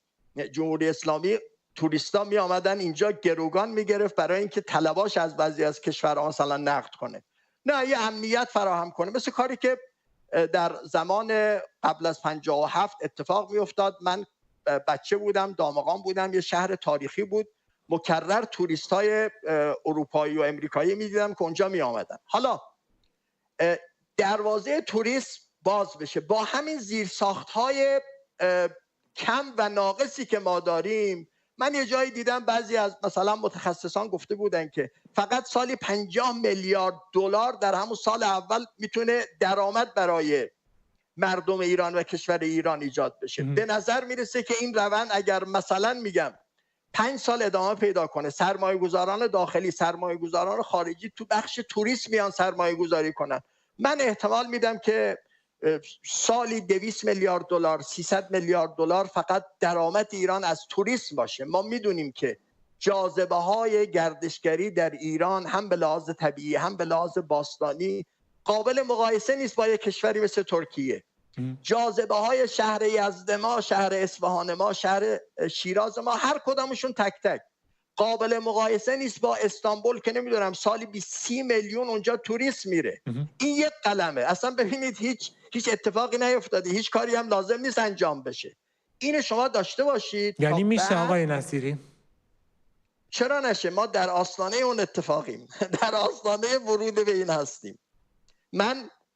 من عرض کنم که بذارید براتون بگم، من اینجا که اومدم کانادا یک گفتگوی از خواننده محبوب و معروف آقای ستار دیدم که گفت ما وقتی 57 اومدیم اینجا چمدانمون باز نکردیم، گفتیم حالا مثلا 3 هفته دیگه، 1 ماه دیگه، 2 ماه دیگه برمیگردیم، که البته خیلی دردناک بود. من خیلی احساس درد کردم که خب این ایرانیان اینجوری که در غربت بودن، وطن نمیتونستن برن، چه زجری کشیدن. احساس شرمندگی کردم به عنوان کسی که یه موقعی با این نظام بوده. بعد این سفری که من اومدم، عرضم به حضور شما که من البته باز کردم چمدانمه و گفتم خب حالا 1 سال، 1 سال و نیم، 2 سال، اصلا حرفم این بود که ما یه ذره نیاز به زمان داریم برای اینکه پخته تر بشیم، برای اینکه انسجام بگیریم. یه مقداری از زود افتادن اینا من نگران می شدم. حالا که شده دیگه، حالا اصلا دست کسی نیست و این اتفاق داره میفته. آره، من دارم چمدانامون میبندم که به زودی انشالله برگردم ایران. بله. در حاکمیت آینده چی میخواین آقای نصیری؟ عرض کنم که یک کسی به من گفت که ببین تو که اینقدر الان از شاهزاده و اینا طرفداری میکنی از نظام جدید، تو در زمره کسانی هستی که نظام جدید ممکنه اعدامت کنن. گفتم که من اگر اطمینان داشته باشم به این مسئله، برام قطعی باشه که من در زمره کسانی هستم که در نظام جدید اعدام میشن، اما این مسیر را مسیر نجات ایران میدونم. این مسیری که الان در پیش گرفتم، سر سوزنی در تصمیم من اثر نداره. سر سوزنی اگه به حق اعدام کنن، خیلی خوب، به حق اعدام کردن. هر کسی اگر مسئولیتی داره و مجازات حقوقی متوجهش هست باید بپذیره. ماهایی هم که اعتقاد به خدا و قیامت و بهشت و جهنم داریم، اعتقادمون اینه که آدم مجازاتاش اینجا در واقع تحمل کنه، راحت‌تر برای اینکه اون دنیا تحمل کنه. اگرم به ناحق باشه هیچ مسئله ای نیست. نهایتش من میگم که حالا جان من مثل جان هزاران هزار جوانی که تو این کشور در جنگ با عراق رفتن و جانشون در راه وطن دادن، حالا ما هم جانمون در راه آزادی وطن رفته. چه مشکلی، نصیری، چه کسی جان شما رو نخواست، من آرزوتون رو خواستم، شما چرا رفتین اونوری؟ نه میخوام چی بگم؟ میخوام بگم که آخه بعضی‌ها ببینید، بعضیا خیلی ها میگن، تصور میکنن که مثلا اینجا ما به امید مقام و این قصه ها و این چیزا، آخه من توی کامنت ها و توی این حرفا اینو زیاد میبینم. شاید مثلا 2 سال پیش بود، ما یه جمع دوستانه‌ای بودیم که خیلی مواضع صریحی علیه نظام داشتیم. یه بار به دوستان گفتم که ببینید آقایون، بیاید یه کاری ما کنیم، برای اینکه بعضیا این قصه ها به ذهنشون نیاد، بیاید یه بیانیه چند نفری صادر کنیم که ما در آینده ایران دنبال هیچ پست و هیچ مقام و هیچ موقعیتی نیستیم. تمام آرزوی ما آزادی ایرانه. من از این بابت گفتم و اینا. ولی حالا این سوال شاید یه موقعی دیگه از من شد، من به این شکل جواب دادم. حقیقتش اینه که من یکی از مؤثرترین موقعیت ها و پوزیشن های فعالیت سیاسی را همین کاری میبینم که الان دارم انجام میدم. به عنوان یک روزنامه‌نگار، به عنوان یک رسانه‌ای با این فضای مجازی که شما میدونید چه امکاناتی برای امر رسانه و روزنامه‌نگاری و حرف زدن با مخاطبان فراهم کرده. یکی از بهترین موقعیت ها رو برای خودم این میبینم. امیدوارم که در ایران آینده چنین موقعیتی وجود داشته باشه و من در همین موقعیت رسانه‌ای که نیاز به هیچ کسی هم نیست یعنی یه شرایطی است که شما مستقل خصوصی میتونید این کار رسانه‌ای انجام بدید. اونجا واقعا در کنار همه تلاش کنیم برای ساخت ایران آزاد و آباد. اونجا تلاش کنیم برای اینکه ایران مسیر آزادی و آبادی و دموکراسی بره. تلاش کنیم برای اینکه ما بگیم بعد از 10 سال، 15 سال، 20 سال حالا جامعه ایران به یک ثباتی رسیده، به یک آرامشی رسیده. اون چی که ما در دموکراسی‌های غرب می‌بینیم. این برای من یکی از شیرین‌ترین و گواراترین موقعیت‌هایی است که میتونم در آینده ایران داشته باشم. اجازه بدید پس با همین آرزوی شیرین و گوارای شما این گفتگوی طولانی رو نسبتاً به پایان ببریم. بسیار سپاسگزارم از وقت و فرصتی که دادید برای انجام این گفتگو. مهدی نصیری که از کانادا با ما صحبت می‌کردید. بله، با انجام این گفتگو اجازه بدید که بشنویم نظر شما رو. میریم پیش تینا سالومه و یک بحثی که بسیار جالب خواهد بود شنیدنش. نظر شما رو، بحث ریزش هست. درود دوباره به شما بینندگان خوب شبکه من و تو. با تینای نازنین در خدمت شما هستیم، منتظر تماس‌های شما هستیم. میتونید درباره حملاتی که امروز اتفاق افتاده صحبت بکنیم و نظر شما رو بپرسیم و هم اگر دوست داشتید میتونید درباره مصاحبه آقای نصیری صحبت بکنیم. من تلفن برنامه رو یه بار دیگه اینجا اعلام میکنم: 2044 114 30 37 093 2044 114 30 37 093. منتظر تماس‌های شما هستیم. تینا خانم، این مدتی که الان نبودی دم پشت کاملا مشغول بودی، خبر جدید به ما بگو. بله، یه خبری که به نظرم بسیار قابل توجه آمد و نشانه از پوچ بودن پاسخ جمهوری اسلامی و ساختگی بودنش و همچنین مشخصاً هماهنگی که از قبل با آمریکا کرده بوده، اون هم از طریق یه سری واسطه ها، خبر سقوط بهای نفت بود پس از حمله موشکی جمهوری اسلامی به پایگاه آمریکایی در قطر. حدود 5% افت قیمت داشتیم و اتفاقا دلیلش هم همینه که اصلا بازار این حمله رو جدی ندیده، نگرفته. نه تنها باعث افزایش قیمت نفت نشده، بلکه باعث سقوط و کاهش قیمت نفت هم شده. اما میخواستم خیلی کوتاه یه موردی رو راجع به حملاتی که امروز اسرائیل به مراکز سرکوب جمهوری اسلامی کرد صحبت کنم که به نظرم بسیار اهمیت داره، خصوصاً برای عزیزانی که نمیدونن. حمله به قرارگاه سارالله سپاه پاسداران که مسئولیت امنیت تهران رو به عهده داره و اصولاً در شرایط امنیتی جدی تمام نهادهای دیگه باید زیر نظر سارالله عمل کنند در شرایط امنیتی جدی. یعنی من میخوام یه تصویری رو بدم به هم میهنانمون از اینکه دستگاه سرکوب جمهوری اسلامی تا چه اندازه آسیب دیده تا فضایی فراهم بشه برای اون اقدام نهایی هم‌میهنانمون. موارد دیگه‌ای که امروز هدف قرار گرفته میخوام اونها رو هم با هم دیگه یک مروری بکنیم. سپاه البرز، مقر سپاه استانی محمد رسول الله، سپاه سیدالشهدا، فرماندهی بسیج، پلیس اطلاعات و امنیت عمومی نیروی انتظامی بسیار اهمیت داره.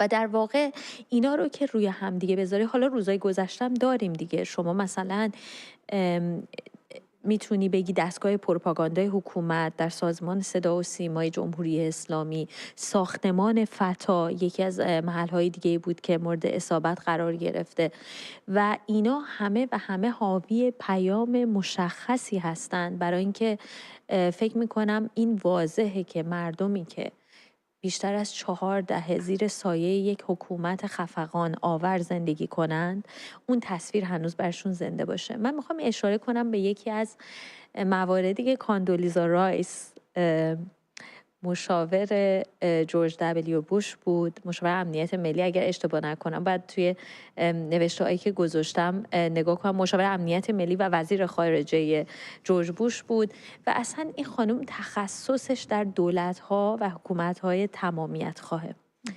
میگفتش که 3 چیز هستش که ستون اصلی حافظ این هاست.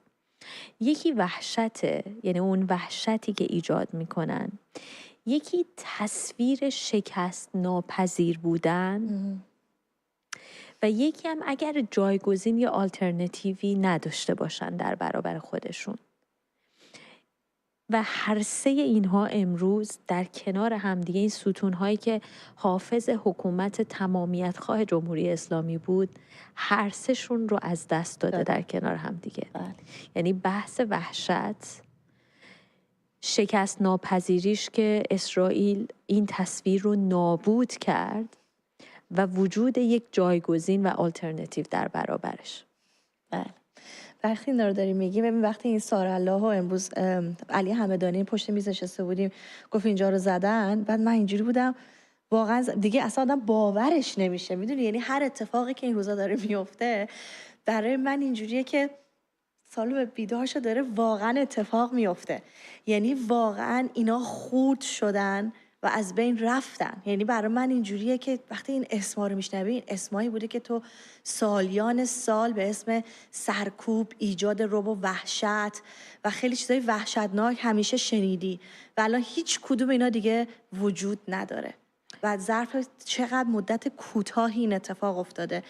برای همین من فکر میکنم هنوز میفهمم که چرا مردم توی شوک و بهت هستن، هنوز وایسادن ببینن چی میشه و من کاملا درک میکنم، چون مایم که اینجا میشنوی الان امروز ببین چقدر تینا از صبح داره هم تو این اسما رو میگه. من هی باز دوست دارم برم بخونم، یعنی من این خبر رو 10 بار خوندم، واقعا 10 بار استوریش کردم، اینجا گذاشتم اونجا گذاشتم که ببینین همه اینا رفت، همه اینا که یه روزی ما رو سرکوب میکردن دیگه وجود ندارن. و آخریش هم که امروز هدف قرار گرفت و اتفاقا بسیار مهمه، مطمئنم عزیزانی که بازداشت شدن در جمهوری اسلامی، زندان اوین رفتن، باهاش آشنایی دارن. اونم محل اقامت نیروهای اطلاعاتی در اوین هستش که من حتی دیدم در فضای مجازی تعدادی از افرادی که سابقه بازداشت در زندان اوین رو داشتن اشاره کردن که این دقیقاً همون ساختمانی بود که من رو بازجویی کردن درش، همون ساختمانی بود که محل اقامت نیروهای امنیتی بود در زندان اوین. بله، مرسی. بریم پیش عماد از بندر ماهشهر. عماد نازنین از بندر ماهشهر روی خط هستید، صدای منو دارید؟ درود بر شما. بله، سلام، درود بر شما، خسته نباشین. عماد جان، امروز از زحماتی که میکشین. خواهش می‌کنم. امروز نه برنامه ما رو دیدین یا نه؟ در مورد این صحبت کردیم، این احساسهای دوگانه صحبت کردیم. شما میخواین در این مورد با ما صحبت بکنید یا حتی اگر که میخواید در ارتباط با گفتگویی که آقای نصیری با ما داشتن، پیام که امروز شاهزاده رضا، امروز روز کلا روزی بوده که اتفاقات و تحولات زیادی در جریان بوده. بله دقیقاً. خب من حقیقتش زنگ دادم یه چند تا نکات رو بگم.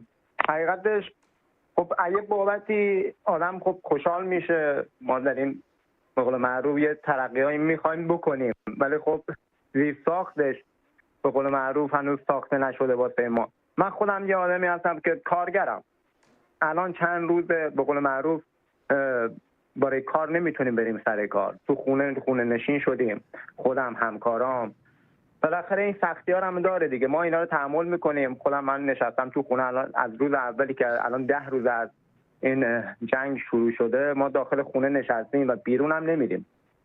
حتی از شهر هم خارج نشدیم که چند روز پیش هم حتی موشکی که زدن به سپاه من خودم روبرو خونه خودم دیدم و به قول معروف صدای منو دارین؟ بله بله. عرضم به خدمت شما. ولی خب من یه سوالی که دارم الان غیر از این مشکلاتی که قبل از اینکه شما سوال بپرسین، چون خودتون اشاره کردید که شاهد این بودید که مقر سپاه بمباران شد، میخوام حس شما رو بدونم از زمانی که داشتید این رو میدیدید. خب ببین من میگم که ایه بابتی من خوشحالم خب، ولی ایه بابتی چون که خودم اونجا حضور داشتم و دیدم با چشمای خودم، متاسفانه بیشتر زخمی‌ها سربازا بود و اینکه من ایه بابتی ناراحت بودم چون که هموطنای خودم همشهریای خودم اونجا مجروح شده بودن و این ایه بابتی به من سخت فشار می اومد. من حتی حقیقتش بغض کردم، گریه محاسن میکنم بابت اینکه جوانای مردم زخمی شدن و اینکه برای راهی که به قول معروف معلوم نی آینده ای نداره. من خودم خدمت سربازی نرفتم. به خاطر چی؟ به خاطر اینکه دوست نداشتم، آینده ای تو این رژیم نمیدیدم که نرفتم. من خودم سخت. خب اولا بسیار متاسف شدم از اون چیزی که گفتن. بله دقیقاً شرایط جنگی هستش و متاسفانه جان حتی سربازانی که به خواست خودشون حضور ندارن در یه سری از این پایگاه ها، حتی کسانی که میترسن ولی مجبور هستن که بر سر پست خودشون باشن، دقیقاً اصرار ما هم و سخن ما و خصوصا پیامی که شاهزاده رضا پهلوی مرتب به این افراد میگه همینه. جان خود شما در خطر هست، ایران و جان شما در خطره. گرچه که من با صحبتی که کردن که گفتن آینده نامعلوم، با قطعیت از هیچ چیزی نمیشه با قطعیت به این صورت صحبت کرد. بریم زاهدان پیش خدانور. درود بر شما خدانور، روی خط هستید. درود بر شما، شب شما بخیر. شب شما هم بخیر. از زاهدان برامون بفرمایید. نه شهرم جای دیگه ای هست، اونو گفتم. ببینید به ما میگم وطن فروش. کدوم وطن؟ ما کجا وطن فروشی کردیم؟ شما تعدادی غاصب بودید که اومدید وطن ما رو غصب کردید و در داخل وطن ما وطنی برای خودتون ساختید و دشمن شدید با جهان، با دنیا دشمن شدید. یکی از اون دشمن‌ها که شما می‌خواستید نابودش کنید الان اومده شما رو زده. ما چرا باید ناراحت بشیم؟ وطن ما رو نزده که، وطن شما رو زده که در داخل وطن ما وطن درست کرده بودیم. بله. خدانور جان چه کسی به شما، یعنی میخوام ببینم بین دوستان و آشنایان اختلافی بوده که شما شنیدید و اینقدر عصبانی هستید؟ بیشتر تبلیغات جمهوری اسلامی، فقط تبلیغات جمهوری اسلامیه؟ نه من چندی شب هر شب برنامه شما دارم نگاه میکنم. من از اینکه مادر امید رو مرتب اینجوری اذیت میکنن خیلی من ناراحتم و واقعا مادر امید یا مادر خانواده شما همشون قهرمانن. در حالی که اینجوری اذیتشون میکنن ولی خدا نور جان دفعه اولشون نیست. آخه شما میدونی که اینا دفعه اولشون نیست، اینا الان چندین سال دارن این کار انجام میدن. میدونم من نمیدونستم. میدونم که چندین سالی که این کار میکنن ولی نمیدونستم که خانواده‌هاتون رو اذیت میکنن. خانواده شما قهرمانن، شما قهرمانی. من فکر میکنم مهمترین چیز قضاوت شما عزیزانه هستش. من ولی یه سوالی دارم. من 46 سال خورده 47 ساله دارم مبارزه میکنم. از زمانی که زبان باز کردم تا الان گفتم جاوید شاه، گفتم خدا شاه میخواد. خانواده ما یه خانواده سلطنت طلبی بودیم. پادشاه خواه. بله پادشاه خواه هستیم و خواهیم بود. ولی کسانی که در شورش 57 اومدن اون شورش انجام دادن و من میخوام این شما آگاهی که شما الان دارید اون زمان نه، میخوام قضاوت کنید. اگر در اون زمان شما که بودید این آگاهی که الان دارید اون موقع نداشتید، آیا شما هم همینجوری بودین که در اون شورش بخواید شرکت بکنید؟ نگاه نکنید که الان آگاهی دارید. الان آگاهی داریم، منم که سن سالی از آن گذشته از اون جوان آگاهی میگیرم. عالیه. ممنون. به شما جوان افتخار میکنم. مرسی. واقعا وجدانتون رو چیز کنید، قضاوت کنید. آیا شما در آن دوره که اگر آگاهی نداشتید همراه با شورشی پنجاب نبودید؟ میتونم پاسختون رو بعد بدم حتما اگه تلویزیون آره بله که شارژم نشید. ممنون. مرسی خدا نور جان که تماس گرفتید. شبتون بخیر. دوستتون دارم، موفق باشید. سپاس. میخوای تلفن رو بگی بعد جوابشون رو بدیم؟ ممنون. بریم پیش پریسا. خانم پریسا از کرج. درود بر شما، روی خط هستید. پریسا جان صدای منو میشنوی؟ سلام. درود بر شما خانم پریسا، صدای منو میشنوید؟ الو. پارسا، ببخشید آقای پارسا، من اشتباه دیدم. جناب پارسا درود بر شما، ببخشید من اشتباه. خیلی ممنون. ببخشید بابت وقایع امروز فقط اون پایگاه سارالله و ای وای اتفاقا میخواستن فکر کنم راجع به همین صحبت. بله برای اینکه از کرج هم بودن و من میخواستم پایگاه سپاه رو بگن، میدون سپاه کرج رو زدن. بریم شیراز پیش خانم فرح. درود بر شما، روی خط هستید. سلام به خانم سالومه و درود بر شما جون عزیزم. درود به شما. خوب هستین؟ خیلی ممنون. من چند روز هر کاری میکنم تلاش کردم که تماس بگیرم، متاسفانه نشد.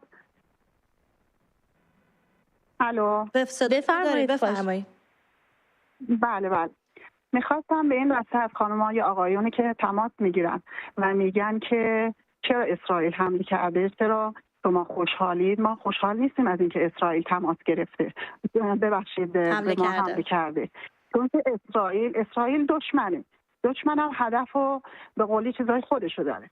ولی ما وقتی که از خانواده خودمون، از مملکت خودمون ضربه میخوریم، اون خیلی بده. و یکیشو میخواستم یادآوری کنم به مردممون که 2 ماه پیش اتفاقی که تو بندرعباس افتاد و مردم جزقاله شدن، هیچ کس پاسخگو نبود، هیچ کس نیومد بگه من مقصرم، هیچ کس رو برکنار نکردن بگن فلانی مقصره. چرا اینا رو نمیبینن مردم؟ چرا واقعا فقط موندن میگن چرا اسرائیل حمله کرده؟ مردم که خیلی کلیه فرح جان، ببینید نمیشه که عمومی کرده. اتفاقا اون بخشی که بیشتر این مسئله رو مطرح میکنن بدنه پروپاگاندا و حامی جمهوری اسلامی هستند، کسانی هستند که ذینفع هستند در استمرار جمهوری اسلامی. من فکر کنم ما باید خیلی در کلام خودمون دقت کنیم، برای اینکه تک تک واژه‌هایی که ما میگیم و روی سخنمون رو به همدیگه، چون مردم شمایید دیگه فرح جان، مردم شمایید، مردم پارسا بود که زنگ زد، مردم حتی منم، مردم سالومه است. بنابراین و بسیاری از عزیزانی که زنگ میزنن اینجا آگاهانه تحلیل میدن، مردم این رو نمیگن. دوگانه ما نداریم، من اینو بارها گفتم. دوگانه یعنی زمانی که شما با یک امر 50-50 روبرو هستید. امروز در جامعه ایران دوگانه ما نداریم بین مردم. ممکنه 20-80 باشه، این دوگانه دیگه نیست. 10-90 باشه، این دیگه دوگانه نیست. بله، حرف شما کاملا درسته. فقط میخواستم این مورد همون بندرعباس رو یادآوری کنم به این دست از کسایی که تماس میگیرن، حتی هواپیمای اوکراینی که اومدن از یه نفر خوششون نیاد یه عالمه آدم رو کشتن و هیچ کس پاسخگو نبود متاسفانه. بله درست میفرمایید. اینا رو هم در نظر بگیرن. نه من متوجه حرف شما هستم. ممنون که با ما تماس گرفتید. شبتون بخیر. خواهش میکنم. و اینم بهتون بگم که تو شیراز واقعا حکومت نظامی هست. 100 متر وایسادن و مردم تفتیش میکنن، ماشینا رو میگردن، هیچ کس جرأتی که بره بیرون که حتی مثلا با هم متحد بشن و بخوان کاری انجام بدن نمیتونن متاسفانه. شبتون بخیر. شبتون بخیر. خدا نگهدار. من چند تا نکته رو در مورد مثلا من حرف ایشون هم میفهمم. من الان دور و بر خودمونم میبینم، کسانی رو دیدم که مثلا یه ورزشکاری رو الان دیدم که کاملا تا قبلا مثلا سر مهسا هم طرف میرفت بیرون، ولی الان کاملا رفته سمت حکومت ایستاده. بله اینجا مثلا مرزا قشنگ یهو میبینی چی شد؟ تو 2 روز پیش یه بری دیگه بودی، الان وای میسی میگی نه به خاطر این اتفاقی که افتاده من وای میستم و از حکومت حمایت میکنم. خیلی نکته جالبیه. میخواستم بگم وقتی که در سال 1401 جنبش مهسا اتفاق افتاد،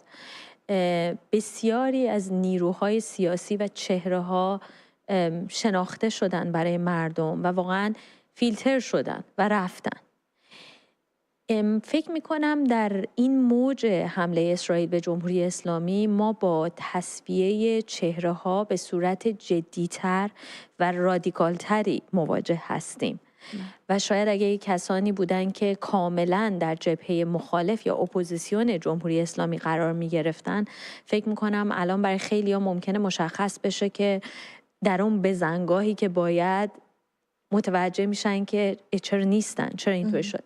من خودم همیشه فکر میکردم چرا تو سال 57 کسانی که خودشون ملیگرا معرفی میکردن مثل جبهه ملی، مثل سنجابی که به جای حمایت از بختیار رفت کنار خمینی ایستاد، حتی مثل چپ‌هایی که رفتن و اتحادی رو تشکیل دادن با خمینی، چطور میشه این اتفاق بیفته؟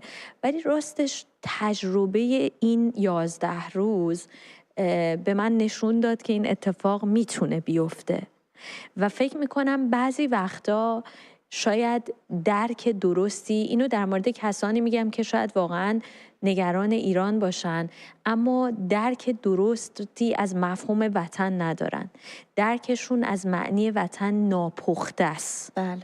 و بسیار باید بگم متاسفانه درکی بسیار بدوی از مفهوم اون چیزی که بهش میگن استیت و مفهوم میهن. مهمان برنامه‌مون خانم فرنودی درست اشاره کردن.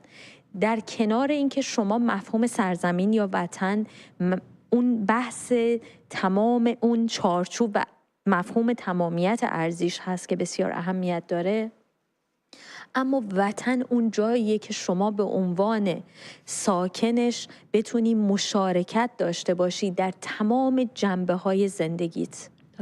بتونی در ساختش، حتی در آیندهش مشارکت داشته باشی، بتونی درش احساس امنیت کنی، احساس رشد و شکوفایی کنی، درش امید داشته باشی. درست. مفهوم وطن رو باید ما درک کنیم. اون چیز اشغال شده‌ای که جمهوری اسلامی گذاشته، شما نمیتونید بیرون کردن یک نیرو و باید تشخیص بدی این نیرویی که حاکم شده در ایران امروز نیروی اشغالگره. نیروی اشغالگر رو باید پس بزنی تا وطن معنی وطن پیدا کنه. دقیقاً. میریم تهران پیش علی. علی جان درود بر شما، روی خط هستید. احوال شما خانم خوبید؟ مرسی، خیلی ممنون. از تهران برامون بگید لطفاً علی جان. تهران طبق معمول دیگه. من چند تا سوال از شما داشتم خانم تینا. بفرمایید. ببین خانم تینا، من چند تا سوال داشتم. اصلا ببینید فکر کنم ما دو تا افراد خارجیم که میخوایم به بحث راجع به ایران کنیم. اوکی؟ پس لطفاً تماس من به شما قطع نکنید، ممنون میشم. من چون بی‌ادبی نمی‌کنم اصلا تو بحث. ببین خانم تینا، توی حمله که اسرائیل به ایران کرده به این بهانه بود که ایران نزدیکترین موقع به بمب اتم. درسته؟ تنهایی نبوده. و این حمله رو انجام داد. نه خیر، تنهایی نبوده. نه اجازه بدین، چون از من پرسیدین.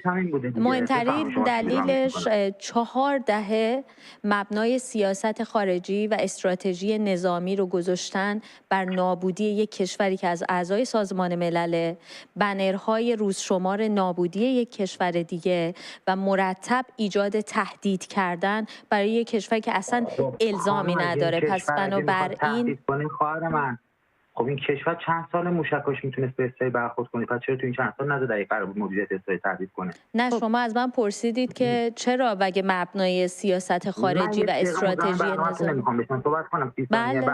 بله حتما، چون می‌خواستین از من سوال بپرسید. مدیر آژانس خواهر گلم تایید گفته بود که ایران نزدیک حتی بمب اتم هم نیست. حالا فرض می‌کنیم که اسرائیل برای بمب اتم حمله کرده. اوکی. چرا به سایدایی که خودشون اغراق میکنن خالی شده بوده از اورانیوم حمله کرده؟ چه فایده داشته این حمله؟ برای اینکه تشخیص بدین اورانیوم کجا رفته؟ برای اینکه در همون سایت ها امکان غنی سازی و ساخت بمب اتمی وجود داره. چیزی نبوده که اونجا به خاطر اون بله، ولی در همون سایت ها قبلش خالی شده بوده خانم. بله درسته ولی امکان غنیسازی در اونجا وجود داره. الان یه مشکلی که پاشنه آشیل جمهوری اسلامی هم شده همین هستش که ذخایر اورانیوم غنیسازیش رو جایی پنهان کرده. 400 کیلوگرم غنیسازی شده 60% و 20% و این خب یک تهدیده. چطوری ماهواره‌های آمریکا میتونه اون کامیونا رو ببینه که دارن برمی‌دارن، نمی‌تونه ببینه کجا رفتن؟ اتفاقا نخست وزیر اسرائیل و ترامپ اعلام کردن که میدونن کجا رفتن. خب میدونن کجا، پس چرا جایی که خالی بوده رو زدن، اون جایی که پر بوده رو برای اینکه محلی هستش که دوباره منتقل میکنند اورانیوم. دیگه من نباید به شما بگم علی جان، برای اینکه محلی هستش که به محض برطرف شدن خبر این سانتریفیوژ ها اورانیوم اونجا منتقل میشه و دوباره کار بازسازی غنیسازی انجام میگه. من یه مثالم خدمتتون خواهش می‌کنم اجازه بدین یه مثال دیگه هم خدمتتون بگم علی جان قبل از اینکه برید. نتنز آسیب دید در سال 2020. قطع کردن از تلویزیون منو بشنوید چون میخوایم با هم بر اساس من چیزی رو بدون مدرک یا دلیل خدمت شما یا بینندگان نمیگم چون مسئولیت دارم نسبت به حقیقت و صداقت. نتنز در سال 2020 آسیب دید و مجدداً پس از یک دوره‌ای امکان غنیسازی اورانیوم دوباره در اونجا برقرار شد و دوباره مشغول شدن به غنیسازی کردن. بنابراین این که جابجا بشه اورانیوم غنیسازی یا سانتریفیوژ از تأسیسات هسته‌ای به این معنا نیستش که اون تأسیسات خطری ندارن و از دید اون کشور که مورد تهدید قرار گرفته. بریم پیش مجید از هامبورگ. درود بر شما، روی خط هستید مجید جان. الو. سلام و شب بخیر عرض میکنم خدمت شما. شب شما بخیر. سالم خانم و تینا خانم عزیز. درود به شما. خسته نباشید. زنده باشین. والا اول یک گله بکنم، من هم 2-3 شب زنگ میزنم، شاید مجموعاً 2 ساعت پشت خط موندم، متاسفانه نتونستم بیام. من یه توضیحی الان سریع بهتون بدم. چند هزار تا تلفن میشه و همشون نمیتونن بگیرن. من اینو متوجهم، من خیلی پیام میگیرم اصلا نمیتونیم ببینیم این چند هزار تا رو که بتونیم مثلا بگیریم. میدونی انقدر تعداد زیاده. برای همین از همه کسانی که پیام میدید میگید پشت خط موندیم، چون من خیلی پیام میگیرم، عذرخواهی میکنم. خیلی متاسفم چون ما اولویت هم بعضی وقتا میدونید مجید جان تو این شرایط به تماس‌های ایران میدیم. یه ذره در حق شما اجحاف هم شده که خوشحالم موفق شدین امروز تماس بگیرید. خواهش میکنم، ولی خب من متاسفم از یه جهتی که این دوستانی که از ایران تماس میگیرن هزینه میکنن نمیان یه مقدار روشنگری کنن، خیلی راحت یه خودشون یه 2-4 تا بکنن. ببینید من با 55 سال سن الان 11 سال از ایران متاسفانه زدم بیرون. حالا اسم خودم رو میذارم، عذر میخوام دور از جون شما برای نسبت شما، یه آدم ترسو. چرا؟ چون شرایط بد شد، به جای اینکه وایسم برای وطنم برای مردمم یه حرکتی بکنم زدم بیرون. گفتم خب دیگه نمیتونم دیگه، دست زن و بچه‌مو گرفتم اومدم یه گوشه حالا از این اروپا، من تو آلمان هستم، حالا یه زندگی خیلی مجید جان اجازه بدین که من با شما اینجا روبروشم به خاطر اینکه به خودتون لقب ترسو دادین و من خیلی با این مشکل دارم. نه شما نه فکر میکنم. من میگم باید وای میستادم با اون سیستم، منم میجنگیدم. نه بایدی وجود نداره. بایدی وجود نداره. ببین نه خودتون رو در مقابل یه سری مسائل اخلاقی که گزاره های درستی واقعا نیستن با توجه به شرایط امروز ما. نمیخوام وارد بحث فلسفی یا روانشناسی بشم، میتونم باهاتون ساعت‌ها صحبت کنم بگم شما ترسو نبودید. این حق و انتخاب هر انسانی برای زندگی بهتره. و اینم بگم که امروزی که 2 روزه یا هر چند روزه که دارید تماس میگیرید با اینجا که صحبت کنید، این نشون میده که دلتون و قلبتون در ایرانه و با ایرانه و پر میکشه که برگرده. پس ما این برچسبای این شنیونی رو به خودمون نچسبونیم. بله. شما خانواده‌تون در ایران هستن؟ متاسفانه بله، الان یه چند روزم هست، فقط ما گاهن میتونیم حالا عزیزانمون اونجا حالا از طریق فیلتر شکن و اینا میگیم که حالا تماس بگیرن، حالا یک و بپرسن، حالا یه فیدبکی هم به ما بدن. چه فیدبکی بهتون میدن؟ بگن حالشون خوب هست. از جو اونجا چی میگن؟ از جو چی میگن؟ مردم در ایران چی میگن؟ اونا اطرافیان اونا ببینید خب خوشبختانه خانواده من هیچ کدوم گفتنی همسو با این نظام گفتنی دیکتاتوری نیستن. الان 46-7 ساله که این انقلاب شده، ما یه پیله‌ای دور خودمون کشیدیم و از این سیستم اصلا کلا مبرا هستیم. حالا شاید ضربند خوردیم بابت این قضیه از نظر حالا پیشرفت در زمینه کاری، تحصیلی فلان ها رو بگذرد.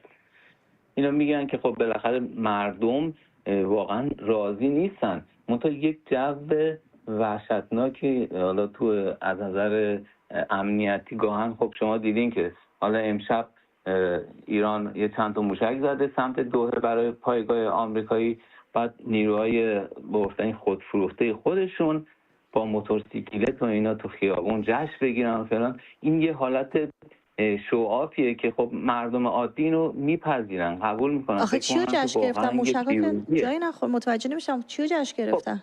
خب اینو من و شما که اخبار درست و متوجه میشیم میبینیم درک میکنیم، ولی یه آدم ساده که تو ایران زندگی میکنه فکر میکنه که آره جمهوری اسلامی چند تا موشک زد، پایگاه‌های آمریکا رو تو منطقه فلان کرد و بماند. حالا این دوستان که زنگ میزنن اینطوری صحبت میکنن، یه 2 تا 4 تا کنن. آقا ما 47 سال عذر میخوام اینطوری میگم، 47 سال مملکت رو سپردیم دست نخبه ها، درس خونده ها، تحصیل کرده ها. حاصلش شد این که 200 سال از کل دنیا عقب بمونیم. برای چند سال هم بسپاریم دست دور از جون جناب پهلوی، دور از جون شاهزاده. یه چند سال هم بسپاریم دست دیگه همچین طرز فکری، بذارید ما رو عقب بندازه، نمیخوایم جلو بندازه. یعنی خیلی سخته درک این. دارم به تنه این مسئله رو عنوان میکنم. نه میدونم، من منتظر بودم بگیم بسپره دست ما وطن فروشا و معاندا و من منتظر بودم اینو بگید. ما خائنا به مملکت. حالا بیایم یه 2 سالم بذاریم ایشون کنترل اداره کنه، ببره جلو. حالا نه ایشون که فرمودن که ما در زمان گذار هستیم، کار رو انجام میدیم، بعد حالا هر کی طیف‌های مختلف سیاسی میان برنامه‌شون ارائه میدن، میره به پای صندوق رای، هر کدوم که مردم خودشون انتخاب کردن حاکم میشه. نگفتن که من میام میشم اونجا هر چی گفتم همون مطلق. ای کاش اینطوری میشد. البته نه اینا بماند این دوستان، این رهبر درماندهشون که الان تو 6 تا سوراخ قایم شده، مگه نه چندی پیش برگشت گفتش که مردم شعوری ندارن برای کودتا، یعنی مردم مثلا لیاقتی هم چیزی ندارن. شما واقعا توقعتون خیلی بالاست. مجید جان اجازه میدی من بقیه خطا رو من بگیرم اگر اشکالی نداره؟ خواهش می‌کنم. من یه مطلبی عرض کنم بعد از حضورتون مرخص بشم. اینا باید یه نگاه بکنن که 8 سال جنگ عراق بود، وقتی حمله هوایی و موشکی میشد اولین صدایی که به گوش مردم میرسید چی بود؟ صدای آژیر خطر بود. کار کردن پدافنده بود. الان این 10 روزه که این جنگ شده شما یه همچین چیزی میشنوی، برای اینکه نمیخوان این کارو بکنن، میخوان بر فرض مثال یه آسیب مردم برسه بگن آی استعمار نمیدونم فلان دشمن این کارو کرد. من مزاحمتون نشم. اشتباه گفتم. خیلی ممنون که این وقت مرسی، ممنون، متشکرم جان. خدا نگهدار. مرسی که این وقت در اختیار من قرار مرسی که تماس گرفتید. خدا نگهدار. اشتباه گفتم. رفراندوم، صحبت رفراندوم شو خامنه‌ای اون حرفو زد. بریم آمریکا. نوید افکاری روی خط هستین. چقدر امروز از آمریکا زنگ زدن، همه گفتن نوید افکاری. درود بر شما. سلام، روزتون بخیر. خانم نوید افکاری. بله، من میخواستم چون این روزا دارین همه از احساسا میپرسین و اینا، من چون توی ایران نیستم، بمب رو سرم نیست، اون وضعیت رو ندارم و اینا، نمیتونم از اون احساس بگم. مسلما یه چشممون اشکه یه چشممون خنده، اینو که خب هر دومون همه همینجورن. اما یه احساسی که من واقعا بعد از اینکه امریکا اومد و این بمبا رو انداخت و رفت، بعد اون سخنرانی که ترامپ کرد، نمیدونم دیدید یا نه، که اون با اون افتخار و سربلندی ایستاده بود و اون روبیو، جیدی ونس وزیر دفاعش با افتخار پشت سرشون ایستاده بودن و اون حرف میزد، اونا با غرور سر تکون میدادن. من همینطور که داشتم نگاه اینا میکردم اشک تو چشمام جمع شد. بعد همسرم ازم پرسید که چرا اشک تو چشما جمع شده. گفتم چرا من ایرانی، ما ایرانی‌ها چرا 48 ساله، نمیدونم چقدر وقته، از موقعی که من خودم رو شناختم هیچ وقت در مورد وطنم همچین احساس غروری نداشتم. خیلی حسودیم شده بود، یعنی خیلی حسود شده بودم که چرا من هیچ وقت نتونستم اینجور مغرور باشم به عملکرد کشورم، به عملکرد ارتشم، به پالیسیم، به هیچ چیم نتونستم اینجوری مغرور باشم. بعد میدونی شوهرم برگشتی بهم گفت ولی من بودم یه موقع. گفتم چه موقع؟ گفت جشنای 2500 ساله. بله. خانم افکاری خیلی برام جالبه، شما یه حس مشترک، من حس شما رو داشتم زمانی که کنفرانس خبری پنتاگون برگزار شد و از اون نحوهی که چنان با دیسیپلین، با نظم، پر از افتخار، به قول شما با غرور راجع به عملیات حرف زدن، عملیاتی که بر سر کشور من نازل شد به دلیل جمهوری اسلامی که تحقیر بشه در جهان، که گفته بشه که رفتیم آسمان باز بود، یک شلیک نشد، یک هواپیما بلند نشد زمانی که رفتیم و زمانی که اونجا رو ترک کردیم. و من شاید واقعا سخت ترین چیز برای هر ایرانی که دلش در گروه وطنشه اینه که شاهد تحقیر سرزمینش در جهان باشه. و من حسم با شما مشترکه، اما دقیقاً فکر میکنم توی مسیری قرار داریم که شاید بشه دوباره بازیابی بشه احساس غروری که ما به ایران داریم. فقط یه چیز رو میتونم بهتون بگم که ما خوشبختیم به خاطر اینکه هم فرهنگمون، هم سرزمین ما، هم تاریخمون، هم مردممون تمام ابزارهایی رو که ما بتونیم درخشان و پیشرفته و توسعه یافته و بهترین باشیم رو داره و فکر نمی کنم خیلی طول بکشه که به اونجا بخواد برگردیم. مرسی خانم نوید افکاری که با ما تماس گرفتید. میریم تهران پیش فرانک. درود بر شما فرانک جان، روی خط هستید. سلام عزیز، سلام تینا جان. درود به شما. ببخشید اینقدر استرس دارم که مثلا نمیتونم صحبت کنم. خیلی خوشحالم که تونستم باهاتون حرف بزنم. امروز من یه تجربه نزدیک داشتم. توی محل کارم بودم زمانی که این جتا رو دیدم، اومدن بمباران کردن و رفتن و اینکه حالا بچه ها چه حال بدی داشتن و اینا. ولی از این یه خواهشی دارم، اینقدر که مردم تماس میگیرن میگن که آقا شما به ما پاسخ بدید، اصلا اسرائیل برای چی حمله کرده، نمیدونم چرا دو دستگی هست اینا. یه پیشنهاد داشتم، یه برنامه مثل همون قبلا یه میزه گردایی میذاشتیم، یه تعداد افرادی میومدن که آگاه بودن و براشون کامل توضیح میدادن. من نمیفهمم چطور متوجه نمیشم، ولی میگم شاید از این طریق متوجه موضوع بشن، اصلا علت حمله چیه، قضیه چیه. کسی وطن فروش نیست، ما هممون، چه ماهایی که اینجا زیر دقیقه موشک بارانیم، چه شماهایی که اونجایی همه داریم آسیب میبینیم از این ماجرا. دوست داریم زودتر تموم شه، دوست داریم هممون به یه آرامشی برسیم.